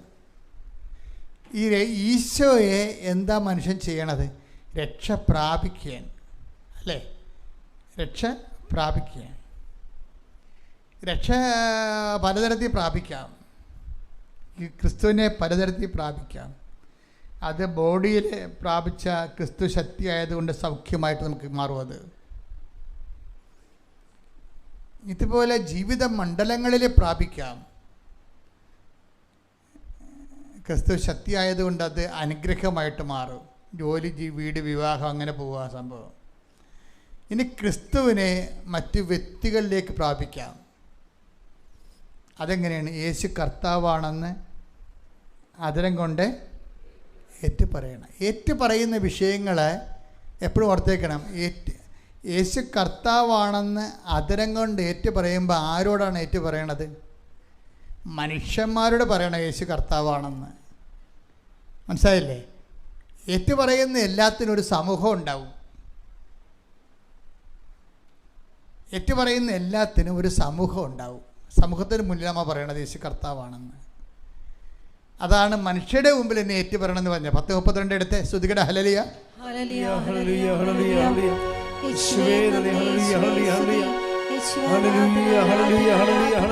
മത്തായി 10:32. മനുഷ്യരുടെ മുമ്പിൽ എന്നെ ഏറ്റുപറയുന്നവനെ എന്റെ സ്വർഗ്ഗസ്ഥനായ പിതാവിന്റെ മുമ്പിൽ ഞാനും ഏറ്റുപറയും. അപ്പൊ ഏറ്റുപറച്ചിൽ മനസ്സിലായില്ലേ? റോമ 10:9 രക്ഷ പ്രാപിക്കാൻ വേണ്ടിയുള്ള ഫോർമുല ഏറ്റുപറച്ചിലാണ്. എന്താണ് ഏറ്റുപറയേണ്ടത്? യേശു ഇപ്പം മത്തായി 10:32 പറയണത് എന്താ പറയണത്? മനുഷ്യരുടെ മുമ്പിൽ എന്നെ ഏറ്റുപറയണമെന്നാണ് പറയണത്. പക്ഷേ മനുഷ്യരുടെ മുമ്പിൽ എന്നെ ഏറ്റുപറയണ എന്താണ് ഏറ്റുപറയേണ്ടത്? യേശു കർത്താവാണെന്ന് ഏറ്റുപറയണം. അതാണ് വിഷയം. യേശു കർത്താവാണെന്ന് ഏറ്റുപറയണം. യേശു കർത്താവാണെന്ന് ഏറ്റുപറയണമെങ്കിൽ അധികാരം വേണം. യേശു കർത്താവാണെന്ന് പറയണം. ഇപ്പം ക്യാൻസർ അല്ല കർത്താവ്, യേശുവാണ് കർത്താവ്. നിൻ്റെ കുഞ്ഞ് ആശുപത്രി കിടക്കേണ്ട വെൻറ്റിലേറ്ററല്ലേ? ഇനി നിങ്ങൾക്ക് വേണമെങ്കിൽ വേറെ ആശുപത്രി കൊണ്ടുപോകാം, അല്ലെങ്കിൽ ബന്ധുക്കളെ അറിയിക്കാമെന്ന് ഡോക്ടർ പറയും. അപ്പം ആത്മാവിൽ പറയും നമ്മൾ എന്താണ്? ഡോക്ടറല്ല കർത്താവ്, യേശുവാണ് കർത്താവ്. അവരവിടനെ അമ്മ പോയി കൈയും പിരിച്ച് നിൽക്കണ കാണാം നിത്യാരാധനയിൽ ആശുപത്രിയിൽ.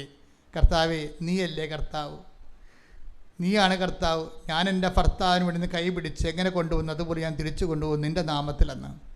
അത് പ്രഖ്യാപനമാണത്. ഇങ്ങനെ അധികാരം കിട്ടിയാണ് നമ്മൾ വളരണത്. അല്ല നക്കാപ്പിച്ച ദൈവത്തിൻ്റെ അനുഗ്രഹം അടത്തിയിട്ടല്ല വളരണത്. ഓരോ വചനവും നിറവേറ്റിക്കൊണ്ട് പ്രഖ്യാപിച്ചുകൊണ്ട് യേശു കർത്താവാണെന്ന് ഏറ്റുപറഞ്ഞുകൊണ്ടാണ് നമ്മൾ ഉടമ്പടിയിൽ വളരണത്. വളർച്ച പ്രാപിക്കുന്ന അനുപാതികമായിട്ട് അധികാരം കൂടിക്കൊണ്ട്, അതാണ് ഈശോ നൽകുന്ന ഏറ്റവും നല്ല സംഭവം അത് തന്നെയാണ്. എന്താ ഞാൻ നിങ്ങൾക്ക് അത് കണ്ട അപ്പോൾ ഒന്ന് എടുത്തേ, മത്തായി 10:1 എടുത്തേ. ശ്രുതികട ഹല്ലേലൂയ ഹല്ലേലൂയ ഹല്ലേലൂയ ഹല്ലേലൂയ ഹല്ലേലൂയ യേശുവേ നന്ദി. ഹല്ലേലൂയ ഹല്ലേലൂയ. മത്തായി 10:1. മത്തായി 10:1. അവൻ തന്റെ 12 ശിഷ്യന്മാരെ വിളിച്ച്, അവൻ 12 ശിഷ്യന്മാരെ വിളിച്ച് അശുദ്ധാത്മാക്കളെ ബഹിഷ്കരിക്കാനും എല്ലാ രോഗങ്ങളും വ്യാധികളും സുഖപ്പെടുത്താനും അവർക്ക് അധികാരം നൽകി. അല്ല, ഈശോ നൽകുന്നൊരു സംഭവമാണ് അധികാരം. നിങ്ങൾ ക്രിസ്തുവിൽ വളരുന്ന അനുസരിച്ച് കൊണ്ട് അധികാരം കിട്ടിക്കൊണ്ടേയിരിക്കും. എന്തിനാണ്? ഏറ്റുപറഞ്ഞാണ് അധികാരം ഉണ്ടാക്കുന്നത്. അല്ല ഉടമ്പടി ഇങ്ങനെ നീല വെള്ളയായി വെള്ള സിൽവറായെന്ന് പറഞ്ഞിരിക്കുന്നൊരു കാര്യമില്ല. മറിച്ച് ഈ അധികാരത്തെ വളരുന്നുണ്ടെന്ന് നോക്കണം. അധികാരത്തിൽ വളരണത് ഏറ്റുപറഞ്ഞുകൊണ്ടാണ്. ഏറ്റുപറയേണ്ടത് യേശു കർത്താവാണെന്നാണ്. യേശു കർത്താവാണെങ്കിൽ വേറെ ആരും കർത്താവല്ലെന്നാണ്. ശ്രദ്ധിക്കട്ടെ. ഹല്ലേലൂയ. ഈ പത്രം കൊടുക്കുന്നവർക്ക് എന്തുകൊണ്ടാണ് ഈ അധികാരം കിട്ടിക്കൊണ്ടേയിരിക്കുന്നത്? അത് ഏറ്റുപറച്ചിലാണ് പത്രം കൊടുക്കുന്നത്. നിങ്ങൾക്ക് പണ്ടൊരു പത്രം കൊടുക്കാൻ പോലും എന്ത് പേടിയായിരുന്നു. മറ്റുള്ള എന്ത് വിചാരിക്കും, എന്ത് പറയുമെന്നൊക്കെ വിചാരിച്ചുകൊണ്ട് വീട്ടിൽ ഇരുന്നുകൊണ്ട് വിശ്വാസ പ്രമാണത്തിന് എണ്ണം കൂട്ടും. ഈ പണ്ടാരത്തിനെ കൊണ്ട് അതേ പറ്റത്തുള്ളേ. കുറച്ച് കഴിയുമ്പോഴാണ് മനസ്സിലാകണത് ഈ ഉടമ്പടി കുലച്ച് വരുന്നില്ല എന്തുകൊണ്ടാണെന്ന്. കൈയിരിപ്പ് കൊണ്ടാണല്ലോ. പിന്നെ എന്തുകൊണ്ടാണ്? കാര്യം നിങ്ങൾ ഈ പണ്ടത്തെ പരിപാടി തന്നെയാണ് ഇപ്പോൾ ഈ നാക്കിട്ടടിയുള്ള പരിപാടി തന്നെ ഇപ്പോഴും ചെയ്തുകൊണ്ടിരിക്കുന്നത്. അല്ല, സത്യസന്ധമാണ്. ദൈവത്തിന് 10 പൈസ ഗുണമുള്ളൊരു കാര്യം ചെയ്തിട്ടില്ല. ക്രിസ്തുവിനെ കൈമാറാതെ ദൈവം നിങ്ങളെ അംഗീകരിക്കേണ്ടത്. ക്രിസ്തുവിനെ കൈമാറണം മറ്റു മനുഷ്യരോട്. കഴിഞ്ഞ ദിവസങ്ങളിൽ ഇവിടെ കൃപാ മറിയം എന്നും പറഞ്ഞൊരു മർത്തോമ ഡോക്ടർ വന്നായിരുന്നു. കൃപാ മറിയം അവർ കാത്തലിക്കിലാണ് കല്യാണം കഴിച്ചിരിക്കുന്നത്. അപ്പോൾ അവരുടെ ആദ്യത്തെ കുഞ്ഞ് ഇൻറ്റേർണൽ ബ്ലീഡിങ് വന്ന് മരിച്ചുപോയി. ആദ്യത്തെ കൊച്ച് വയറ്റിൽ കിടന്ന് മരിച്ചു. ആന്തരിക രക്തപ്രവാഹം കാരണം. അപ്പം അവർക്ക് ഡോക്ടറായത് കൊണ്ട് അവർക്കറിയാം ഒരു സ്ത്രീയുടെ ഉദരത്തിൽ ഇൻറ്റേർണൽ ബ്ലീഡിങ് വന്നാൽ അടുത്ത കൊച്ചിനും അത് തന്നെ വരും, ആ കൊച്ചും മരിക്കും. അടുത്ത കൊച്ചിനും അത് തന്നെ വരും, അത് മരിക്കുമെന്നറിയാം. പക്ഷേ ഡോക്ടറിന് ഈ ഉടമ്പടിയുടെ മാതാപിതാക്കന്മാർ പറയുന്നുണ്ട് ഉടമ്പടി തൈലം പെരുട്ട് വയറേറെന്നൊക്കെ പറയും.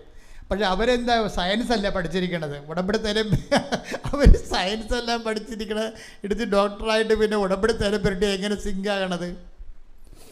പക്ഷേ അതുകൊണ്ട് അവർക്ക് ആദ്യമൊക്കെ ഇത് ഉൾക്കൊള്ളാൻ ഭയങ്കര പാടാണ്. കാരണം ഇന്ത്യയുടെ ബ്ലീഡിങ്ങിന് അവർ ശാസ്ത്രീയമായ കാരണങ്ങളല്ല കണ്ടുപിടിച്ചിരിക്കണത്. അതിന് പകരം ഉടമ്പടി തൈലം എടുത്ത് വയറ്റേ പെട്ടിയിൽ എങ്ങനെ ശരിയാവുന്നതാണ് ഇവിടെ ഈ ശാസ്ത്രീയ ബുദ്ധി കുടുംബം ഉണ്ടാകുന്നൊരു കുഴപ്പം. വിശ്വാസത്തിൽ ലളിതമായിട്ട് വിശ്വസിക്കാൻ പാടാണ്. നമ്മുടെ ഹൃദയശുദ്ധത എന്നുള്ള സാധനം പോവും. അല്ലെങ്കിൽ നിങ്ങൾ അതിനുവേണ്ടി പ്രത്യേക ട്രീറ്റ്മെൻറ്റ് എടുക്കണം. കാര്യം ബൈബിളിൽ എന്താ നേരത്തെ ഈ വിഷയം പറഞ്ഞിട്ടുണ്ട്. എന്താണ്? ബുദ്ധി കൊണ്ട് ലോകത്തെ മനസ്സിലാക്കി ദൈവത്തെ മനസ്സിലാക്കാനും പാടാണ്. ബുദ്ധിക്ക് അതീതമാണ്. അതുകൊണ്ട് ഹൃദയശുദ്ധതയാണ് നല്ലതെന്ന് പറഞ്ഞിട്ടുണ്ട്. ഈ ബുദ്ധിയുടെ വങ്കത്വം കൂടുന്നതനുസരിച്ച് കൊണ്ട് ഹൃദയശുദ്ധത കുറഞ്ഞു വരും. ഇപ്പോൾ ഈശോ എന്താ പറഞ്ഞത്? ഹൃദയശുദ്ധിയുള്ളവർ ഭാഗ്യവാന്മാരെന്നല്ല. Take the word of God. ശ്രുതികട ഹല്ലേലൂയ ഹല്ലേലൂയ ഹല്ലേലൂയ ഹല്ലേലൂയ ഹല്ലേലൂയ യേശുവേ നന്ദി. ഹല്ലേലൂയ ഹല്ലേലൂയ ഹല്ലേലൂയ. മത്തായി 5:8.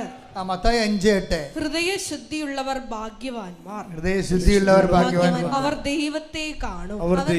ദൈവാനുഭവത്തിന് വേണ്ടത് എന്താണ്? ഹൃദയശുദ്ധിയാണ് വേണ്ടത്. അപ്പം അവിടെ മാതാപിതാക്കന്മാർ കൊണ്ടുനടന്ന് അവർ ഡോക്ടറോട് പറയാം, മകളെ ഉടമ്പടി തൈലം തേക്ക്, കർത്താവല്ലാതെ ഇനി വേറെ മാർഗമൊന്നും ഇല്ലെന്ന് പറയും. അപ്പോൾ ഇവള് പറയും ഉടമ്പടി തൈലം തേച്ചാലും ഡോക്ടർ പറയും ഉടമ്പടി തൈലം തേച്ചാലും ശരിയാകുമോ? ഇന്റേണൽ ബ്ലീഡിങ് വന്നു കഴിഞ്ഞാൽ പിന്നെ എപ്പോഴും അത് വരുമെന്നാണ് ശാസ്ത്രം പറയണത്. അതാണ് പ്രശ്നം. അപ്പം അവർക്കത് സിങ്കാകണില്ല. പക്ഷെ കൊച്ചിനെ വേണം താനും. ഒരു കുഞ്ഞിനെ ഒരു കൊല്ലം വയറ്റിലിട്ടിട്ട് അവസാനം അത് ചത്ത് പുറത്തേക്ക് വന്നു കഴിഞ്ഞാൽ ആ അമ്മ അനുഭവിക്കുന്ന സങ്കടം എന്തായിരിക്കും? അതല്ല അതിൻ്റെ വൈകാരിക നിലവാരം എന്ന് പറയണത്. നമ്മുടെ ബുദ്ധിയും ശാസ്ത്രവും എന്തൊക്കെ പഠിപ്പിച്ചാലും ഈ അമ്മയുടെ കണ്ണുനീര് എങ്ങനെ പരിഹാരം കാണും? അതിന് കർത്താവ് തന്നെ വേണ്ടേ? അപ്പോൾ ഈ മാർത്തോമ ഡോക്ടർ എന്നാ പറഞ്ഞാലും ശരി, അവർ അടുത്ത പ്രഗ്നൻ്റ് ആയപ്പോൾ തന്നെ അവർ ഉടമ്പടിയിലോട്ട് വന്നു. സ്വന്തമായിട്ട് ഉടമ്പടി എടുത്തിട്ട് അവരുടെ 3-ാം മാസം ആകുമ്പോഴാകുമ്പോൾ തന്നെ അവർ വയറ്റിൽ ഉടമ്പടി തേലം തേച്ച് വിശ്വാസ പ്രമാണം ചെല്ലാൻ തുടങ്ങി. അവർ പറയണത്, ഞാൻ പിന്നീട് സ്കാനിങ്ങിന് പോകുമ്പോൾ 3-ാം മാസം 6-ാം മാസം 9-ാം മാസം സ്കാനിങ് ഉണ്ടല്ലോ, സ്കാനിങ്ങിന് പോകുമ്പോഴൊക്കെ ഞാൻ ഉപ്പ് കൊണ്ടുപോയി സ്കാനിങ്ങിൻ്റെ മെഷീൻ്റെ ഇപ്പുറത്ത് വിശ്വാസ പ്രമാണം ചൊല്ലിയിടും. അതാണ് വിഷയം. അപ്പോൾ എന്താണ്, അവർ കൈപൊക്കി സമ്മതിക്കുകയാണ്, കർത്താവേ നീയാണ് വയറും കുഞ്ഞുങ്ങളെയും അതിൻ്റെ പ്രഗ്നൻസിയും ഡെലിവറിയും ഇതെല്ലാം സൃഷ്ടിച്ച ശാസ്ത്രമല്ലല്ലോ. ശാസ്ത്രം എന്താണ് ശരിക്കും പറഞ്ഞാൽ? ദൈവം ഇവിടെ സൃഷ്ടിച്ച് വെച്ചിരിക്കുന്ന കാര്യം എങ്ങനെയാണെന്നല്ലേ ശാസ്ത്രം പറഞ്ഞത്, എന്താണെന്നല്ല പറഞ്ഞത്. ദൈവം സൃഷ്ടിച്ച് വെച്ചിരിക്കുന്ന കാര്യം എന്താണെന്നാണ് പറഞ്ഞിരിക്കുന്നത്. അതാണ് വിഷയം. അതുകൊണ്ട് തന്നെ ആ ദൈവത്തെ മറന്ന് നമുക്കൊന്നും ചെയ്യാൻ പറ്റത്തില്ല. ഇപ്പം നിങ്ങൾ IUF എന്നൊക്കെ പറഞ്ഞുകൊണ്ട് ഡോക്ടറെ നിങ്ങളുടെ ഭ്രൂണം കൊണ്ടുപോയി ശീതീകരിച്ച് വെച്ചിട്ട് ഒരെണ്ണം എടുക്കും, പിന്നെ 4 ഒരു പാക്കേജ് 5 ലക്ഷത്തിൻ്റെ പാക്കേജ് അതിൽ നിന്ന് വരുന്ന എടുത്ത് നിങ്ങൾക്ക് തരും, തന്നെ കൊന്ന് മാറ്റും. ഇതല്ല പരിപാടി. ചിലപ്പോൾ ഒരെണ്ണം ജനിച്ചത് അപ്പോൾ എത്ര എണ്ണത്തിനെ കൊന്നിട്ടാണ്, എത്ര സൈഗോട്ട് കൊന്നിട്ടാണ് ഒരു കൊച്ചിനെ ഉണ്ടാക്കുന്നത്. സഭ ഇതിനെതിരാണ്. അതുകൊണ്ട് ബുദ്ധിയും ബോധമുള്ളവരും ദൈവത്തോട് പേടിയുള്ളവരാരും ഈ സംഭവം ചെയ്യത്തില്ല. ഇന്നലെ ഇവിടെ ഒരു സാക്ഷ്യം ഉണ്ടായി. 16 കൊല്ലം മക്കളില്ല. 16 കൊല്ലം, ഒരു 6 കൊല്ലമല്ല, 16 കൊല്ലം. 16ാമത്തെ കൊല്ലം അവിടെ ഉടമ്പടി ചെയ്ത് 3-ാം മാസം ഒരു പ്രഗ്നൻ്റായി കുഞ്ഞിനെയും കൊണ്ടൊന്ന് സാക്ഷ്യം പറയുക. അപ്പോൾ ഇതിൻ്റെ പ്രശ്നം എന്ന് പറയുന്നത്, ശാസ്ത്രം എത്ര പുരോഗമിച്ചെന്ന് പറഞ്ഞാലും ദൈവത്തിൻ്റെ ഇടപെടൽ വേറെ ഒരു ലെവലിലാണ് ആ സംഭവം പോണത്. ഈ IUF ഉള്ളാന്ന ലോകത്ത് തന്നെയാണ് ഇവർ 16 കൊല്ലം മക്കളില്ലാതെ നടന്നത്. പക്ഷേ കർത്താവുമായിട്ട് അവർ ഉടമ്പടിയിലേക്ക് എത്തിക്കഴിയുമ്പോൾ ഇവരുടെ ആവശ്യം ദൈവത്തിൻ്റെ ആവശ്യമായി മാറും. പക്ഷേ എൻ്റെ പ്രശ്നം എന്താണ്? നിങ്ങൾ ദൈവത്തിൻ്റെ ആവശ്യമായിട്ട് പ്രാഥമിക ഉടമ്പടി ചെയ്യുന്നതിൽ കുഴപ്പമില്ല. പക്ഷേ നിങ്ങൾ ദൈവ സ്വഭാവത്തിലേക്ക് പതുക്കെ ഉടമ്പടി ചെയ്യാനുള്ള അനുവാദവും അനുഗ്രഹവും യോഗ്യതയും വർദ്ധിപ്പിച്ചു കൊണ്ടേയിരിക്കണം. അല്ല, പേപ്പറിൻ്റെ കളർ മാറ്റിയാൽ ശരിയാകത്തില്ല. വർദ്ധിപ്പിച്ചു കൊണ്ടേയിരിക്കണം. അങ്ങനെ വർദ്ധിപ്പിച്ചുകൊണ്ടിരിക്കുമ്പോഴാണ് എന്ത് പറ്റണത്? അധികാരം കൂടും. പിന്നെ ഉടമ്പടിയിലുള്ള ഒരു വിഷയം എന്താ? അത് പ്രാർത്ഥന. ചില കാര്യം ഇപ്പോൾ 16 കൊല്ലം ഇവർ പ്രാർത്ഥിച്ചില്ലേ? 16 കൊല്ലം ഇവർ മക്കളില്ലാതെ ആൾക്കാർ 16 കൊല്ലം പ്രാർത്ഥിച്ച് കാണുമല്ലോ. എന്നാൽ പിന്നെ എന്താ 16 കൊല്ലത്തിലൂടെ ആ പ്രാർത്ഥനയ്ക്ക് മക്കളില്ലാതെ ഇടണത്? അതിൻ്റെ അപ്പുറത്ത് കുറേ സാധനങ്ങളുണ്ട്. അതെന്താണ്? ഒന്ന് പ്രഖ്യാപനമാണെന്ന് ഞാൻ നിങ്ങളോട് പറഞ്ഞു. അതിൻ്റെ ഉദ്ദേശം എന്താണ്? യേശു കർത്താവാണെന്ന് പ്രഖ്യാപിക്കണം. 10 പത്രം മനുഷ്യരെടുത്ത് കൊടുക്കുമ്പോൾ എന്ത് ചെയ്യും? നിങ്ങൾക്ക് തലക്കസുഖമാണ്. വിദ്യാഭ്യാസത്തിൻ്റെയും ശാസ്ത്രത്തിൻ്റെയും ലോകത്ത് പത്രം ചുമന്നുകൊണ്ട് നടക്കണം. നാണമുണ്ടോ നിങ്ങൾക്കെന്ന് ചോദിച്ചു. അപ്പോൾ നിങ്ങൾ പറഞ്ഞ നാണമില്ല കർത്താവിന് വേണ്ടി. ഞാൻ മാത്രമല്ല, ഞങ്ങളുടെ തലമുറ 2000 കൊല്ലമായിട്ട് നാണമില്ലാത്തവന്മാരാണ് ഉണ്ടാക്കിയത്. അവർ ആടുകളുടെ കുപ്പായങ്ങൾ ഇട്ടുകൊണ്ട് വെയിലത്തുകൂടി അവർ നടത്തിയിട്ടുണ്ട്. അവരെ മരത്തെ തൂക്കി അസ്ത്രമേത് കൊന്നിട്ടുണ്ട്. അവരെ കട്ടിലിട്ട് വറുത്ത് കൊന്നിട്ടുണ്ട്. അവരുടെ ഇന്നത്തെ ആൾക്കാരാണ് ഞങ്ങൾക്ക് നാണമില്ല. എന്താ കാര്യം? കർത്താവിന് ലോകത്ത് കൊടുക്കുന്നതിൽ ഞങ്ങൾക്ക് നാണമില്ല. നീ ഇന്ന് ഞങ്ങളെപ്പോലെ നാളെ നീയും കർത്താവിനെ പ്രഘോഷിക്കുന്ന ഒരു കാലം ഉണ്ടാകുമെന്ന് പറയണം. അതാണ് അധികാരം. ശ്രദ്ധിക്കട്ടെ. ഹല്ലേലൂയ, ഹല്ലേലൂയ, ഹല്ലേലൂയ. പരമദിവ്യകാരുണ്യത്തിന് ആരാധനയും സ്തുതിയും പുകഴ്ചയും. എൻ്റെ മക്കളെ, റോമ 10:9 അനുസരിച്ച് കൊണ്ട് ഏറ്റുപറച്ചിലാണ്. എന്താണ്? യേശു കർത്താവാണെന്ന് ഏറ്റുപറയണം. ഏറ്റുപറയണം എന്താണ്? മത്തായി 10:32 അനുസരിച്ച് കൊണ്ട് മനുഷ്യരുടെ മുമ്പ് ഏറ്റുപറയണം. അല്ല വീട്ടിൽ അടുക്കളയിൽ കുതിർന്ന് ഏറ്റുപറയണ കാര്യമല്ല ഇത്. അടുക്കള കുത്തിയിട്ട് നമുക്ക് 1000 പ്രാവശ്യം വിശ്വാസ പ്രമാണം ചെല്ലാം. പക്ഷേ നീ ഒരു കൊല്ലം ചെല്ലിയാൽ 25 പോയിൻ്റ് കിട്ടത്തുള്ളൂ. എന്താ കാര്യം? ഏറ്റുപറച്ചിലില്ല അതിൻ്റെ അകത്ത്. ഏറ്റുപറയണേ പുറത്തോട്ടിറങ്ങണം. ഏറ്റുപറയണമെങ്കിൽ മനുഷ്യരുടെ മുമ്പിൽ പോകണം. ഏറ്റുപറയണമെങ്കിൽ മനുഷ്യരുടെ മുമ്പിൽ നിന്ന് കിട്ടണ അപമാനങ്ങളെയൊക്കെ ഏൽക്കേണ്ടി വരും. ചിലപ്പോൾ കിട്ടും, ചിലപ്പോൾ കിട്ടത്തില്ല. പക്ഷെ അതിൻ്റെ പോയിൻ്റ് എത്തിയുണ്ട്. 45 പോയിൻ്റാണ്. 45 ഏറ്റുപറച്ചിൽ 45 പോയിൻ്റാണ്. ഈ ഉടമ്പടി എന്തുകൊണ്ടാണ് കത്തി നിൽക്കുന്നത്? ഓരോ ദിവസം പുതിയ സാക്ഷ്യങ്ങളുമായിട്ട് ഇത് മുന്നേറാൻ കാര്യം എന്താണ്? പുതിയ പുതിയ ആൾക്കാർ ഇൻവെസ്റ്റ് ചെയ്യുന്ന ഒരു ഇടിവെട്ട് പാർട്ടിയാണ് വരണം ഇപ്പം. അതായത് നിങ്ങൾക്കറിയാമല്ലേ, മാർത്തോമാ സഭയിൽ ബൈബിൾ അല്ലാതെ അവർ വേറെ ഒന്നും അംഗീകരിക്കത്തില്ല.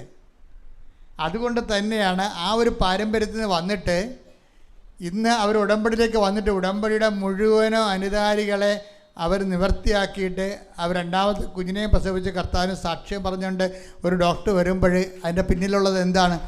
പ്രയോഗമാണുള്ളത്. അപ്പോൾ വിശ്വാസത്തിന് ഏറ്റുപറച്ചിൽ പോലെ തന്നെ മൂന്നാമത്തൊരു ഘടകമുണ്ട് വിശ്വാസത്തിൻ്റെ എക്സ്പ്രഷൻസിലെ. ഒന്നെന്താണ്? ആദ്യത്തേത് എന്താണ്? പ്രാർത്ഥന. അത് നമ്മളെല്ലാവരും ചെയ്യണതാണ്. 25% പോയിൻ്റാണ് അതിനുള്ളത്. രണ്ടാമത്തെ എന്താണ്? പ്രഖ്യാപനം. അതിന് 45%ആണ്. എന്താണത്? യേശു കർത്താവാണെന്ന് മനുഷ്യരുടെ മുമ്പിൽ ഏറ്റുപറയുക. അതിൻ്റെ അകത്ത് പ്രസംഗമുണ്ട്, ഏറ്റുപറച്ചിലുണ്ട്. ഈ മാർത്തോമാ ഡോക്ടർ പറഞ്ഞ എന്താ, പള്ളിയിൽ പോയിട്ട് അവിടെ ഞാൻ ചെല്ലുമ്പോൾ കുറച്ച് പത്രം അവിടെ ആ പള്ളി കെട്ടുകെട്ടായിട്ടിരിക്കുകയാണ്. ഞാൻ അതെല്ലാം എടുത്ത് പള്ളിക്ക് ചുറ്റും നടന്ന് എല്ലാവർക്കും വിതരണം ചെയ്തിട്ട് ഈശോനെക്കുറിച്ച് പറഞ്ഞുകൊണ്ടിരുന്നെന്ന് അവരോട്. അതാണ് ഏറ്റുപറച്ചിലെന്ന് പറയണത്. അത് നിങ്ങളുടെ അടുക്കളയെ മൂലയ്ക്ക് ഇഷ്ടത്തിരുന്നുണ്ട് ഈ പിച്ചിമ്പയും പറഞ്ഞ പോലെ പ്രാർത്ഥിച്ചുകൊണ്ടിരിക്കുന്ന പരിപാടിയല്ല. ഈ സംഭവം ഇറങ്ങി പ്രവർത്തിച്ച് പുറത്തുള്ളവർക്ക് കർത്താവിൻ്റെ മുമ്പിൽ വിശ്വാസ പ്രഖ്യാപനം നടത്തുകയാണ് യേശു കർത്താവാണെന്ന്. ഉടമ്പടി ഇല്ലായിരുന്നെങ്കിൽ ഇങ്ങനെ ഒരു ഡോക്ടർ ഈ ഒരു വിശ്വാസത്തിലേക്ക് ഈ രീതി വരുവാ? ഒരിക്കലും വരത്തില്ല. ഇത്ര ഒത്തിരി പേര് ഈ മേഖലകളിൽ ഇപ്പോഴും വിശ്വാസത്തിൽ വളർന്നു വരുന്നുണ്ട്, വിശ്വാസ കൈമാറ്റത്തിലൂടെ വളരുന്നുണ്ട്, അവരുടെ അധികാരം വർദ്ധിച്ചു വരുന്നുണ്ട്. എൻ്റെ മക്കളെ, ഉടമ്പടി ഒരു ടൈം കഴിഞ്ഞാൽ നിങ്ങൾ അറിയാതെ തന്നെ നിങ്ങളുടെ അധികാരം വർദ്ധിക്കുന്നത് കാണാം. മൂന്നാമത്തെ സംഭവം എന്താണ്? ഒന്ന് വിശ്വാസം എക്സ്പ്രഷൻസ്, പ്രാർത്ഥന. That is profession of faith, prayer. രണ്ടാമത്തെ എന്താണ്? പ്രൊക്ലമേഷൻ ഓഫ് ഫെയ്ത്ത്, വിശ്വാസം ഏറ്റുപറയുക. അതിനാ പ്രഖ്യാപനം എന്ന് പറയണത്. മൂന്നാമത്തത് എന്താണ്? Practice of faith. എന്താണത്? വിശ്വാസ പ്രയോഗം. അതാണ് ഉപ്പെന്നൊക്കെ പറയണത്. വിശ്വാസ പ്രയോഗമാണ്. ഇപ്പോൾ ഡോക്ടർ പറഞ്ഞില്ലേ, ഞാൻ സ്കാനിങ് ബോർഡ് ടേബിളിൽ ചെല്ലുന്ന മുമ്പ് തന്നെ, അതിനെ കിടക്കണ മുമ്പ് തന്നെ ഞാൻ, എൻ്റെ കർത്താവേ, ഇനിയെല്ലാം ഞാൻ നിന്നെ ഏൽപ്പിക്കുന്നു, നീ കർത്താവാണെന്ന് ഞാൻ ഏറ്റുപറയുന്നു. ഉപ്പിട്ട് വിശ്വാസപ്രമാണം ചെല്ലും. പ്രയോഗമാണത്. അതാണ് പ്രയോഗം എന്ന് പറയണത്. ഉടമ്പടി പ്രയോഗങ്ങൾ കൂടുതലാണ്. ഉടമ്പടി തൈലം എന്തിനുള്ളതാണ്? പ്രയോഗത്തിനുള്ളതാണ്. ഉടമ്പടി ഉപ്പ് എന്തിനാണ്? വിശ്വാസ പ്രയോഗത്തിനുള്ളതാണ്. നമ്മുടെ കൂദാശകളെല്ലാം ഇത് ഫോളോ ചെയ്യുന്നുണ്ട്. ശരിക്കും ദൈവശാസ്ത്രത്തിൽ ഇതിന് വസ്തുവും ട്യൂബവും എന്ന് പറയും. എല്ലാ കൂദാശകൾക്കും വസ്തുവുണ്ട്. ചെയ്യാനുള്ളതാണ് വസ്തു, ചെല്ലാനുള്ളതാണ് രൂപം എന്ന് പറയണത്. ഉപ്പ് ഇടുമ്പോൾ അത് വസ്തുവാണ്. ഉപ്പിട്ടിട്ട് നമ്മൾ ചെല്ലണത് എന്താണ്? അതിൻ്റെ രൂപം എന്താ? വിശ്വാസപ്രമാണമാണ്. അതെന്താ? വിശ്വാസപ്രമാണത്തിൻ്റെ ജിസ്റ്റ് എന്താണ്? യേശു കർത്താവാണ്. അതാണ് നമ്മൾ പറയണത്. യേശു കർത്താവെന്ന് പറയുന്നതിൻ്റെ ബ്രോഡർ ഫോമാണ്, വലിയ ഫോമാണ് വിശ്വാസപ്രമാണം. അല്ല, വിശ്വാസപ്രമാണം ചൊല്ലി തീർക്കരുത്. വിശ്വാസപ്രഖ്യാപനം അത് പ്രഖ്യാപനമാണ്. ഓരോ വിശ്വാസപ്രമാണം ചെല്ലുമ്പോഴും പറയുമ്പോഴും നമ്മുടെ മനസ്സിൽ പറയണം എന്താണ്? യേശു കർത്താവാണ്, യേശു കർത്താവാണ്. ആ പ്രയോഗമാണ്. ഇപ്പം തന്നെ നമ്മൾ ആദ്യം കണ്ട കൊച്ചിൻ്റെ പേരെന്നാ? ബിജി സാബു അല്ലേ? ഇടയ്ക്ക് വെച്ച് നിന്ന് പോയില്ലേ അത്? ബിജു സാബുവിൻ്റെ പ്രശ്നം എന്താണ്? ഭർത്താവിന് അറ്റാക്കാണ്. അവിടെ വീട് ചെളിക്കുണ്ടി കിടക്കുകയാണ്. ഒരു നെഞ്ചുവേദന വന്നാൽ കയറി 50 മീറ്റർ മറ്റേ മുകളിൽ ചെന്നിട്ട് വേണം ഒരു വണ്ടി കിട്ടുക. അത് നടക്കത്തില്ല. ഒരു പ്രാവശ്യം കയറിയത് ദൈവത്തിന്, അവൾ പറയുന്നത് ദൈവം കയ്യിലെടുത്തുകൊണ്ട് മാത്രം മലമുകളിൽ ചെന്ന് റോഡിൽ കയറിയതാണെന്ന്. അപ്പോൾ ഇനി സഹിക്കാൻ പറ്റത്തില്ല. അപ്പോൾ അവളെന്ത് ചെയ്ത്? അവൾ ആ ഉപ്പ് കൊണ്ടുപോയി ആ ചതുപ്പിലിട്ട്, അമ്മേ ഇവിടുന്ന് ഞങ്ങളെ കൊണ്ടുപോകണമെന്ന് പറഞ്ഞു. എന്നൊരു വിശ്വാസപ്രമാണം ചെല്ലും. ആ സ്ഥലത്ത് മുഴുവനും ഉപ്പ് തളിച്ചിട്ട് വിശ്വാസപ്രമാണം ചെല്ലും. അമ്മേ, ജീവിക്കാൻ മാർഗ്ഗം, ഇവിടെ കിടന്ന് ഞങ്ങളെ ഇല്ലായ്മയായിപ്പോവും, ഞങ്ങളെ കൊണ്ടുപോകണമെന്ന് പറയും. അപ്പോൾ എത്രയോ വർഷമായി അവരവിടെ ജീവിക്കണത്. ഇപ്പോൾ ഉടമ്പടി എടുത്തപ്പോൾ എന്ത് പറ്റി? പിറ്റേ ആഴ്ച ആ സാധനം വിറ്റുപോയി. വിറ്റുപോയിട്ട് അവർ സന്തോഷത്തോടെ പറയുന്ന വേറൊരു കാര്യമുണ്ട്. അമ്മ ഞങ്ങൾക്ക് റോഡിൻ്റെ അരികിലൊരു സ്ഥലം തന്നെന്ന് പറയും. അമ്മ ഞങ്ങൾക്ക് റോഡിൻ്റെ അരികിലൊരു സ്ഥലം തന്ന് സമാധാനമായി. ഇനിയിപ്പോൾ കയറി വരേണ്ട സമയം എടുക്കത്തില്ലല്ലോ. പിന്നെ എൻ്റെ ഒരു ബന്ധുവിന് വീടില്ലായിരുന്നു. അപ്പോൾ എനിക്കും വീട് ഇല്ലാതിരിക്കുകയായിരുന്നു. അപ്പോൾ വീടില്ലാത്തതിൻ്റെ വേദന എനിക്കറിയാം. അതുകൊണ്ട് ഞങ്ങൾ വിറ്റ കാശിനകത്ത് കുറച്ച് അവർക്ക് കൊടുത്ത് അവർക്കും വീട് സ്ഥലവുമായെന്ന് പറഞ്ഞു. അപ്പോൾ അതിൻ്റെ സന്തോഷത്തോടെയാണ് അവർ പറയണത്. അതാണ് തന്നെ അത് പറയണത്, ഒരു സന്തോഷത്തോടെയാണ്. അവർ വളർന്ന്, ശരിക്കും ഉടമ്പടിയിൽ വളർന്നു. വീടില്ലാത്തതിൻ്റെ വേദന നമുക്കറിയാമല്ലോ. അപ്പം അതുകൊണ്ട് അവർക്ക് വീട് സ്ഥലമില്ലാഞ്ഞ കാരണം ഇതിനൊന്ന് കുറേ കാശ് അവർക്ക് കൊടുത്ത് അവർക്കും വീട് സ്ഥലവുമായി. അമ്മ ഞങ്ങൾക്ക് റോഡ് സൈഡിലൊരു സ്ഥലവും തന്നു. എന്നിട്ട് ഞങ്ങളവിടെ വെള്ളം കുഴിക്കാൻ വേണ്ടി നോക്കിയപ്പോൾ 500 അടി കുഴിച്ചിട്ടും വെള്ളം കിട്ടിയില്ല. മലയല്ലേ ഇത്, നമ്മുടെ പോലെ തീരദേശത്തെ പോലെ 6 അടിയിൽ വെള്ളമില്ലല്ലോ. തീരദേശത്ത് ചാവടക്കാൻ പോലും എന്ത് പാടാ, 3 അടി കുഴിക്കുമ്പോൾ തന്നെ വെള്ളം വരും. അപ്പം ഞാൻ ഇരുന്ന പള്ളികളിലൊക്കെ ഭയങ്കര കഷ്ടപ്പാടായിരുന്നു. ഇങ്ങനെ പിണം വെച്ചിട്ട് കോരിപ്പറ്റിക്കും കുഴിയിൽ നിന്ന് വെള്ളം. അപ്പോൾ അതുവരെ അച്ഛൻ ഇങ്ങനെ പ്രാർത്ഥിച്ചുകൊണ്ട് നിൽക്കും. ഈ കുഴിയിലെ വെള്ളം മുഴുവനും വർഷകാലത്തെ നമ്മൾ മഴയത്ത് അടക്കാൻ ചെല്ലുമ്പോൾ ബക്കറ്റ് വെച്ച് കോരിപ്പറ്റിക്കും. ചിലപ്പോൾ അരമണിക്കൂറൊക്കെ എടുക്കും. നല്ല വെള്ളമാണ്, എല്ലായിടത്തും വെള്ളമല്ലേ. പക്ഷേ അവിടെ ഹൈ റേഞ്ചിലൊക്കെ ഉണ്ടാകുന്നൊരു കുഴപ്പം വെച്ചാൽ 500 അടി താത്തിയിട്ടും വെള്ളമില്ല, പാറപ്പൊടി തന്നെയാണ് വരുന്നത്. അപ്പോൾ അവർക്ക് പെട്ടെന്നൊരു ചങ്ക് പിടച്ചിൽ വന്ന്, എന്നാലും അവർ വിചാരിച്ചു ഉടമ്പടി ഉപ്പുണ്ടല്ല. അതാണ് വിഷയം. ആ ഹൃദയശുദ്ധത എന്ന് പറഞ്ഞാൽ കണ്ടില്ലേ, 85,000 രൂപ ചിലവായി ഈ ട്യൂബ് കയറ്റിയപ്പോൾ. കുഴക്കിണറിന് വേണ്ടി ട്യൂബ് 500 അടി താഴെ ഇറക്കിയപ്പോൾ 85,000 രൂപ ചിലവായി. പക്ഷെ പാറപ്പൊടിയാണ് മുകളിൽ വരണത്. അപ്പോൾ അവരിട്ടും പോയി, നടക്കത്തില്ല ചേച്ചി എന്ന് പറഞ്ഞു. എന്നിട്ട് അവർ രാത്രി വിളിച്ച് പറഞ്ഞ്, ചേച്ചി ഞങ്ങൾ വന്നിട്ട് ആ പൈപ്പ് ഊരി തരാം. പൈപ്പ് വിട്ടായിരുന്നല്ല, പൈപ്പ് ഊരി നിങ്ങൾ വിറ്റാൽ 85,000 രൂപ 40,000 രൂപ പൈപ്പ് വിറ്റാൽ കിട്ടും. ആ ചാപ്റ്റർ ക്ലോസ് ചെയ്യണതിന് അവർ പറയണേ, ഇവിടുത്തെ 85,000 രൂപ ചിലവായില്ലേ, അപ്പോൾ ഞങ്ങൾ രാവിലെ വന്നിട്ട് പൈപ്പ് ഊരി തരാം. പൈപ്പ് ഊരി വിറ്റാൽ നിങ്ങൾക്ക് 40,000 രൂപ കിട്ടും. അപ്പോൾ ഇവരത് കേട്ടതും കേൾക്കാത്തതുകൊണ്ട് അങ്ങനെ ഇരുന്ന് വെച്ചും ഇവർ ഉടമ്പടി ഉപ്പ് കൊണ്ടുപോയി വിശ്വപ്രമാണത്തിലെ കുഴലിലിട്ട് രാവിലെ പൈപ്പ് ഊരാൻ വന്നപ്പോൾ പൈപ്പിൽ നിന്ന് വെള്ളം വന്നുകൊണ്ടിരിക്കുകയാണ്. അതാ വിഷയം. അത് പ്രയോഗം എന്ന് പറയുന്നതിന് വിശ്വാസ പ്രയോഗം. വിശ്വാസത്തെ നമ്മൾ പ്രാർത്ഥനയുണ്ട്, വിശ്വാസ പ്രഖ്യാപനമുണ്ട്, അത് മനുഷ്യരുടെ മുമ്പിലാണ്. പിന്നെന്താണ് വിശ്വാസ പ്രയോഗം. അതുപോലെ വസ്തുക്കൾ ഉപയോഗിച്ചുകൊണ്ട് വിശ്വാസത്തെ പ്രയോഗിക്കും. അപ്പോഴാണ് ഈ കരിമ്പാറയെന്ന് വെള്ളം ചീറ്റണത്. ഇതിങ്ങനെ എത്രയോ ആയിരക്കണക്കിന് അനുഭവങ്ങളല്ലേ ഉടമ്പടിയിലുള്ളത്. അപ്പോൾ നിങ്ങളിതൊക്കെ നോക്കുമ്പോൾ ഞാൻ എന്തുകൊണ്ടാണ് എപ്പോഴും ഞാൻ നിങ്ങളെക്കുറിച്ച് വല്ലപ്പോഴും നല്ല വർത്തമാനം പറഞ്ഞിട്ടുണ്ട്? ഒരിക്കലും വല്ല കാലത്തും നിങ്ങളെക്കുറിച്ച് ഞാൻ നല്ല വർത്തമാനം വല്ലതും പറഞ്ഞിട്ടുണ്ട്? പറയത്തില്ല. അതിൻ്റെ കാരണം ഈ ഉപ്പിടുമ്പോൾ ഒരു 100 പേര് ഉപ്പിട്ട 2 പേർക്ക് മാത്രമേ വെള്ളം കിട്ടത്തുള്ളൂ. അതെന്താ കാര്യം? ബാക്കി ഉപ്പിടുന്ന കക്ഷികളാരും ഉപ്പിടാൻ വേണ്ടി വളർന്നിട്ടില്ല. അതാണ് പ്രശ്നം. വെറുതെ ഇവിടുന്ന് ഉപ്പും മേടിച്ചുകൊണ്ട് പോയി ഇടണമെങ്കിൽ 2 കിലോ ഉപ്പ് കൊണ്ട് ഇട്ടാൽ മതിയില്ല. പക്ഷെ വർക്കൗട്ട് ചെയ്യത്തില്ല. അധികാരമില്ലാത്ത കാരണം വർക്കൗട്ട് ചെയ്യത്തില്ല. നിങ്ങൾ എവിടെയൊക്കെ ഉടമ്പടി തേച്ച് തേൻ കുടിച്ചെന്നൊക്കെ പറഞ്ഞൊരു കാര്യമൊന്നുമില്ല. ആ വ്യക്തി അതിനുള്ള യോഗ്യത ഉണ്ടാകണം. അതിന് ദൈവ സ്വഭാവത്തിലേക്ക് ആ വ്യക്തി വളരണം. ആ ദൈവ സ്വഭാവത്തിലേക്ക് വളരുന്നതിന് വേണ്ടി തന്നെയാണ് ഇപ്പം നമുക്കറിയാമല്ലോ 2 പത്രോസ് 1:4 ദൈവ സ്വഭാവത്തിലേക്ക് വളരാൻ. അത് തന്നെയല്ലേ അവസാനിക്കണത്. എന്താണ്? കൊളോസ്യസ് 3:10 സൃഷ്ടാവിൻ്റെ പ്രതിച്ഛായക്ക് നവീകരിക്കപ്പെടുന്ന പുതിയ മനുഷ്യനെ സ്വീകരിക്കുവാൻ. അപ്പം നമുക്ക് നവീകരിക്കപ്പെടുന്നെങ്കിൽ സൃഷ്ടാവിൻ്റെ പ്രതിച്ഛായക്ക് നവീകരിക്കപ്പെടാൻ പറ്റത്തുള്ളൂ. സൃഷ്ടാവിൻ്റെ പ്രതിച്ഛായക്കകത്ത് നവീകരിക്കപ്പെടുന്ന പുതിയ മനുഷ്യൻ ആരാ? ക്രിസ്തുവാണോ? എനിക്ക് തോന്നണില്ല. ഇപ്പം കൊളോസ്യസ് 3:10 പറയുന്ന സൃഷ്ടാവിൻ്റെ പ്രതിച്ഛായക്കകത്ത് നവീകരിക്കപ്പെടുന്ന പുതിയ മനുഷ്യനെ സ്വീകരിക്കുവാൻ പറയണില്ലേ? അപ്പം ഈ പുതിയ മനുഷ്യൻ ആരാ? സൃഷ്ടാവിൻ്റെ പ്രതിച്ഛായ എന്ന് പറഞ്ഞാൽ ആരാണ്? ക്രിസ്തുവാണോ? അപ്പം ക്രിസ്തുവാണെങ്കിൽ പിന്നെ പഴയ മനുഷ്യൻ അതിൻ്റെ ചെയ്തികളോട് ദൂരെ എറിയാൻ വേണ്ടി ക്രിസ്തു പഴയ മനുഷ്യനല്ലല്ലോ. അപ്പം ക്രിസ്തുവിന് നമ്മൾ അതിൻ്റെ അകത്ത് കൊണ്ടുവരരുത്. ക്രിസ്തുവിൻ്റെ പ്രതിച്ഛായ തന്നെയാണ്. പക്ഷേ when we connected with human creatures, നമ്മളുമായിട്ട് ബന്ധപ്പെട്ട് വരുമ്പോൾ സൃഷ്ടാവിൻ്റെ പ്രതിച്ഛായ ആരാണ്? സൃഷ്ടിയായ അമ്മ തന്നെയാണ്. പൗലോസ് അറിഞ്ഞെങ്കിലും അറിയാതെ പറയുന്നൊരു കാര്യം എന്താണ്? നിങ്ങൾ അമ്മയെപ്പോലെ ക്രിസ്തുവിനെ സ്വീകരിച്ചുകൊണ്ട് Behold the handmaid of the Lord, be it done to me according to thy word. ഇതാ കർത്താവിൻ്റെ ദാസി, നിന്റെ വചനം പോലെ ഇതിൽ നിറവേറട്ടെ.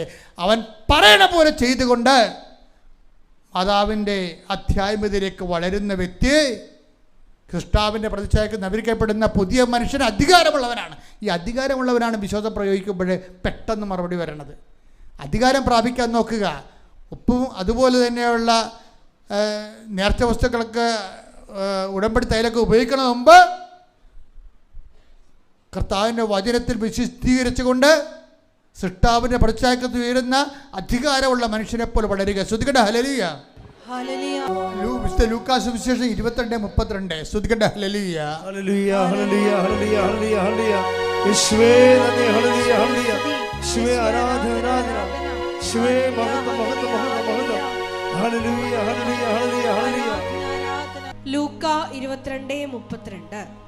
എന്നാൽ നിന്റെ വിശ്വാസം ക്ഷയിക്കാതിരിക്കാൻ ഞാൻ നിനക്ക് വേണ്ടി പ്രാർത്ഥിച്ചു. നീ തിരിച്ചു വന്ന് നിന്റെ സഹോദരനെ ശക്തിപ്പെടുത്തണം. ഈ ലെവലാണ് അധികാരത്തിന്റെ ലെവൽ എന്ന് പറയുന്നത്. നീ ദൈവത്തിലേക്ക് തിരിച്ചു വന്നിട്ട് എന്ത് ചെയ്യണം? നിന്റെ സഹോദരനെ ശക്തിപ്പെടുത്തണം. അതാണ് ആ ചേച്ചി ചെയ്തത്. ചേർത്തല വെച്ച് മകളെ, അമ്മമാർക്ക് രണ്ടുപേർക്ക് വേണ്ടെങ്കിലും നിൻ്റെ പ്രസവം ഞാനെടുക്കും, പക്ഷെ കർത്താവിന് വേണ്ടി നമ്മൾ കുഞ്ഞിനെ വളർത്തും. അതാണ് ശക്തിപ്പെടുത്താൻ. കണ്ടില്ലേ? നീ എഴുന്നേറ്റ് നിന്ന് നീ തിരിച്ചു വന്ന് നിൻ്റെ സഹോദരനെ ശക്തിപ്പെടുത്തുകയും. അപ്പോൾ കർത്താവ് നമുക്ക് നൽകിയ ഒരു സംഭവമാണ്. എനിക്ക് ഈ കത്തോലിക്ക സഭയെക്കുറിച്ച് ഭയങ്കര സങ്കടങ്ങളുള്ള ഒരാളാണ്. ഒരു സങ്കടം എന്ന് പറയുന്നത്, ലോകത്തിലെ ഏറ്റവും ശക്തമായ ഒരു സഭയാണിത്. ലോകത്തിലെ ഏറ്റവും ശക്തമായ സഭ. രക്ഷകർണ വൈദികരും സിസ്റ്റേഴ്സും ഒക്കെ ഉണ്ട്. പക്ഷെ കർത്താവ് പറഞ്ഞ കാര്യങ്ങൾ, സഹോദരനെ ശക്തിപ്പെടുത്തുക, കർത്താവിനെ അറിയാത്ത അറിയിക്കുക, അറിഞ്ഞവരെ ആഴപ്പെടുത്തുക, സുവിശേഷം കൈമാറുക എന്നൊരു വിഷയത്തിൽ സഭയിൽ ഭയങ്കരമായ ആസ്തിഭദ്രതയും അതുപോലെ തന്നെ ശുശ്രൂഷ സംവിധാനങ്ങളുണ്ട്. പക്ഷെ ആത്മാക്കളുടെ വീണ്ടെടുപ്പിനും ക്രിസ്തുവിനെ കൈമാറുന്നതിനും ക്രിസ്തുവിൽ വളർത്തുന്നതിനും വേണ്ടി അഭിഷേകം ചെയ്യപ്പെട്ടവർ വേറെ പല കാര്യങ്ങളും ചെയ്യുന്നു. അതാണ് പ്രശ്നം. നമ്മുടെ ദ്രവ്യ നഷ്ടം, നമ്മുടെ ചൈതന്യ നഷ്ടം, കൃപാനഷ്ടം എന്ന് പറയുന്നത് നിസ്സാരമല്ല. ശരിക്കും പറഞ്ഞാൽ ക്രിസ്തുവിന് വേണ്ടി അഭിഷേകം ചെയ്യപ്പെട്ടവരെ ക്രിസ്തുവിനെ കൈമാറാനും ക്രിസ്തുവിൽ വളർത്താനും വേണ്ടി അഭിഷേകം ചെയ്യപ്പെട്ടവരെ അവരുടെ അഭിരുചിക്ക് അനുസരിച്ച് കൊണ്ട് അവർ ഓരോരോ വിഷയങ്ങളിൽ ഇടപെട്ടുകൊണ്ട്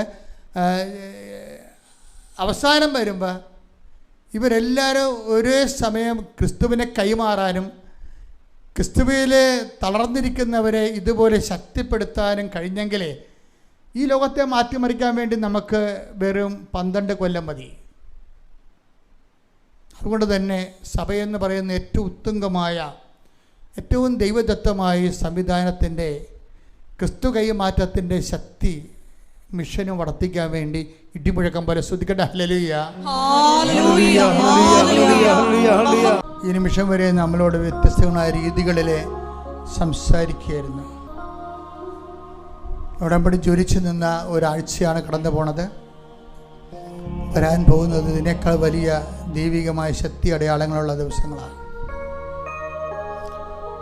നിങ്ങൾ പോകുന്നിടത്തെല്ലാം കർത്താവിനെയും കൊണ്ട് പോവുക. നിങ്ങൾ കൊടുക്കുന്നിടത്തെല്ലാം കർത്താവിനെ കൊടുക്കുക. പരിശുദ്ധാമ്മ ക്രിസ്തുവിനെ സ്വീകരിച്ചുകൊണ്ട് ക്രിസ്തുവിനെ വയറ്റിലിട്ട് വളർത്തി, വീട്ടിൽ നിർത്തി വളർത്തി, ക്രിസ്തുവിനെ പിതാവിൻ്റെ തിരുമനസ്സിനെ കൈയേൽപ്പിച്ചുകൊണ്ട് രക്ഷണീകൃതം പൂർത്തിയാക്കിക്കൊണ്ട് ലോകത്തിൻ്റെ വീണ്ടെടുപ്പിന് വേണ്ടി ക്രിസ്തുവിനെ കൈമാറാൻ അപ്പോസ്തലന്മാരോട് സഹകരിച്ചുകൊണ്ട് ഭൂമിയിൽ ദൈവത്തിൻ്റെ പദ്ധതിയായ പരിശുദ്ധ മറിയം ഞങ്ങൾക്ക് വേണ്ടി മധ്യസ്ഥം വഹിക്കുന്നു. മറിയത്തോട് ചേർന്നുകൊണ്ട് വിശ്വാസ കൈമാറ്റത്തിൻ്റെ വലിയ കാലഘട്ടത്തെ നമുക്ക് ഒരുമിച്ച് പങ്കിടാം. ശ്രുതികട ഹല്ലേലൂയ.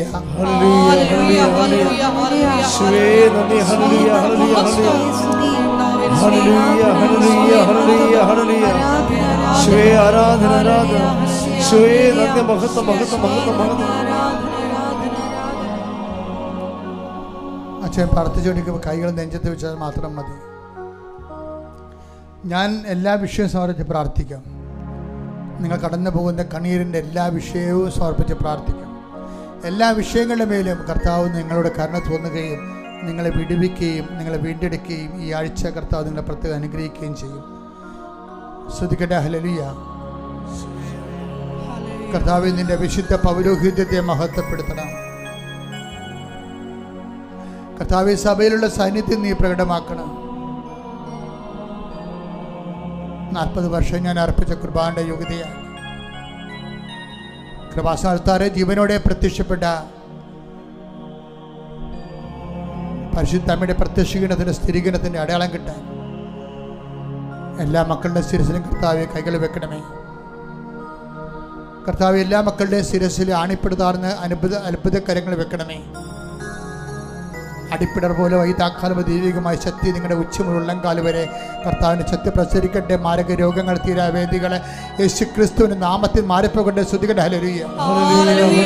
കർത്താവ് ജോലിയില്ലാത്തവരുടെ ദിവസം കണ്ണീരോടെ പ്രാർത്ഥിക്കുന്നുണ്ട്. ഈശോയെ, മക്കളെ കൊടുത്ത് ആവരാതി കൊള്ളുന്നവരും അവിടെ ജോലി നഷ്ടപ്പെട്ടവരും അവർ തിരിച്ചു പോകാൻ പോകുന്നവരും അവിടെ കണ്ണുനീരിപ്പ് നീ കയ്യിലെടുക്കണമെന്ന് ഏറ്റെടുക്കണമെന്ന് പ്രാർത്ഥിക്കുന്നു. കർത്താവെ, മക്കളില്ലാത്തവരെ ഒക്കെയുള്ള മക്കളെ കൊണ്ട് വല്ലാത്ത വേദനയും ദുരിതവും അനുഭവിക്കുന്നവർ ഞാൻ പരിശുദ്ധമ ദേവമാതാവിന് മക്കളെ ഏൽപ്പിക്കുന്ന ജോലി സംബന്ധമായ വിഷയങ്ങൾ, സ്ഥല സംബന്ധമായ കാര്യങ്ങൾ, വീടില്ലാത്ത അവസ്ഥകൾ, മാരക രോഗങ്ങൾ, വൈവാഹിക തടസ്സങ്ങൾ, കോടതി കേസുകൾ കർത്താവെ ഏറ്റെടുക്കണമേ. കർത്താവ് ഒരു പിടിയും ഒരു ഗതിയും പരഗതിയും ഇല്ലാതെ പോകുന്നവർ, വിവാഹം ഒത്തുവരാത്തവർ, മക്കളില്ലാത്തവർ അവരെല്ലാം സമർപ്പിച്ചുകൊണ്ട് പ്രാർത്ഥിക്കുന്നു. ഈശോ, ജീവിക്കാൻ മാർഗമില്ലാത്തതുകൊണ്ട് ഈശോയെ എന്ത് ജോലി ചെയ്തിട്ടും ഒരു ഗതി പിടിക്കണില്ല. കൂടുതൽ കടമായി മാറുന്നു. കുടുംബത്തിൽ തങ്ങളുടെ നില പരിതാപകരവും സമാധാനമില്ലാത്ത കുടുംബങ്ങൾ ഈശോ, ആ കുടുംബങ്ങളുടെ എല്ലാം 4 അതിരുകളിൽ കർത്താവിൻ്റെ രക്തം ഞാൻ തളിക്കുന്നു. നീ ഏത് ഭവനത്തിൽ പ്രവേശിക്കുമ്പോൾ ആ ഭവനത്തിൽ സമാധാനം ആശംസിക്കാൻ അരളിച്ച കർത്താവെ, നിന്റെ ഉന്നതമായ നാമത്തിൽ സഭയുടെ അധികാരത്തിൽ കുരിശിൻ്റെ അടയാളത്തിൽ ഞാൻ സമാധാനമില്ലാത്ത കുടുംബങ്ങൾക്ക് യേശുക്രിസ്തുവിന്റെ നാമത്തിൽ സമാധാനം ആശംസിക്കുന്നു. അവിടെയുള്ള മക്കൾ സമാധാനം ആശംസിക്കാൻ അനുഭവിക്കാൻ ഇടയാക്കണമേ. ശ്രുതിക്കട്ടെ. ഹല്ലേലൂയ.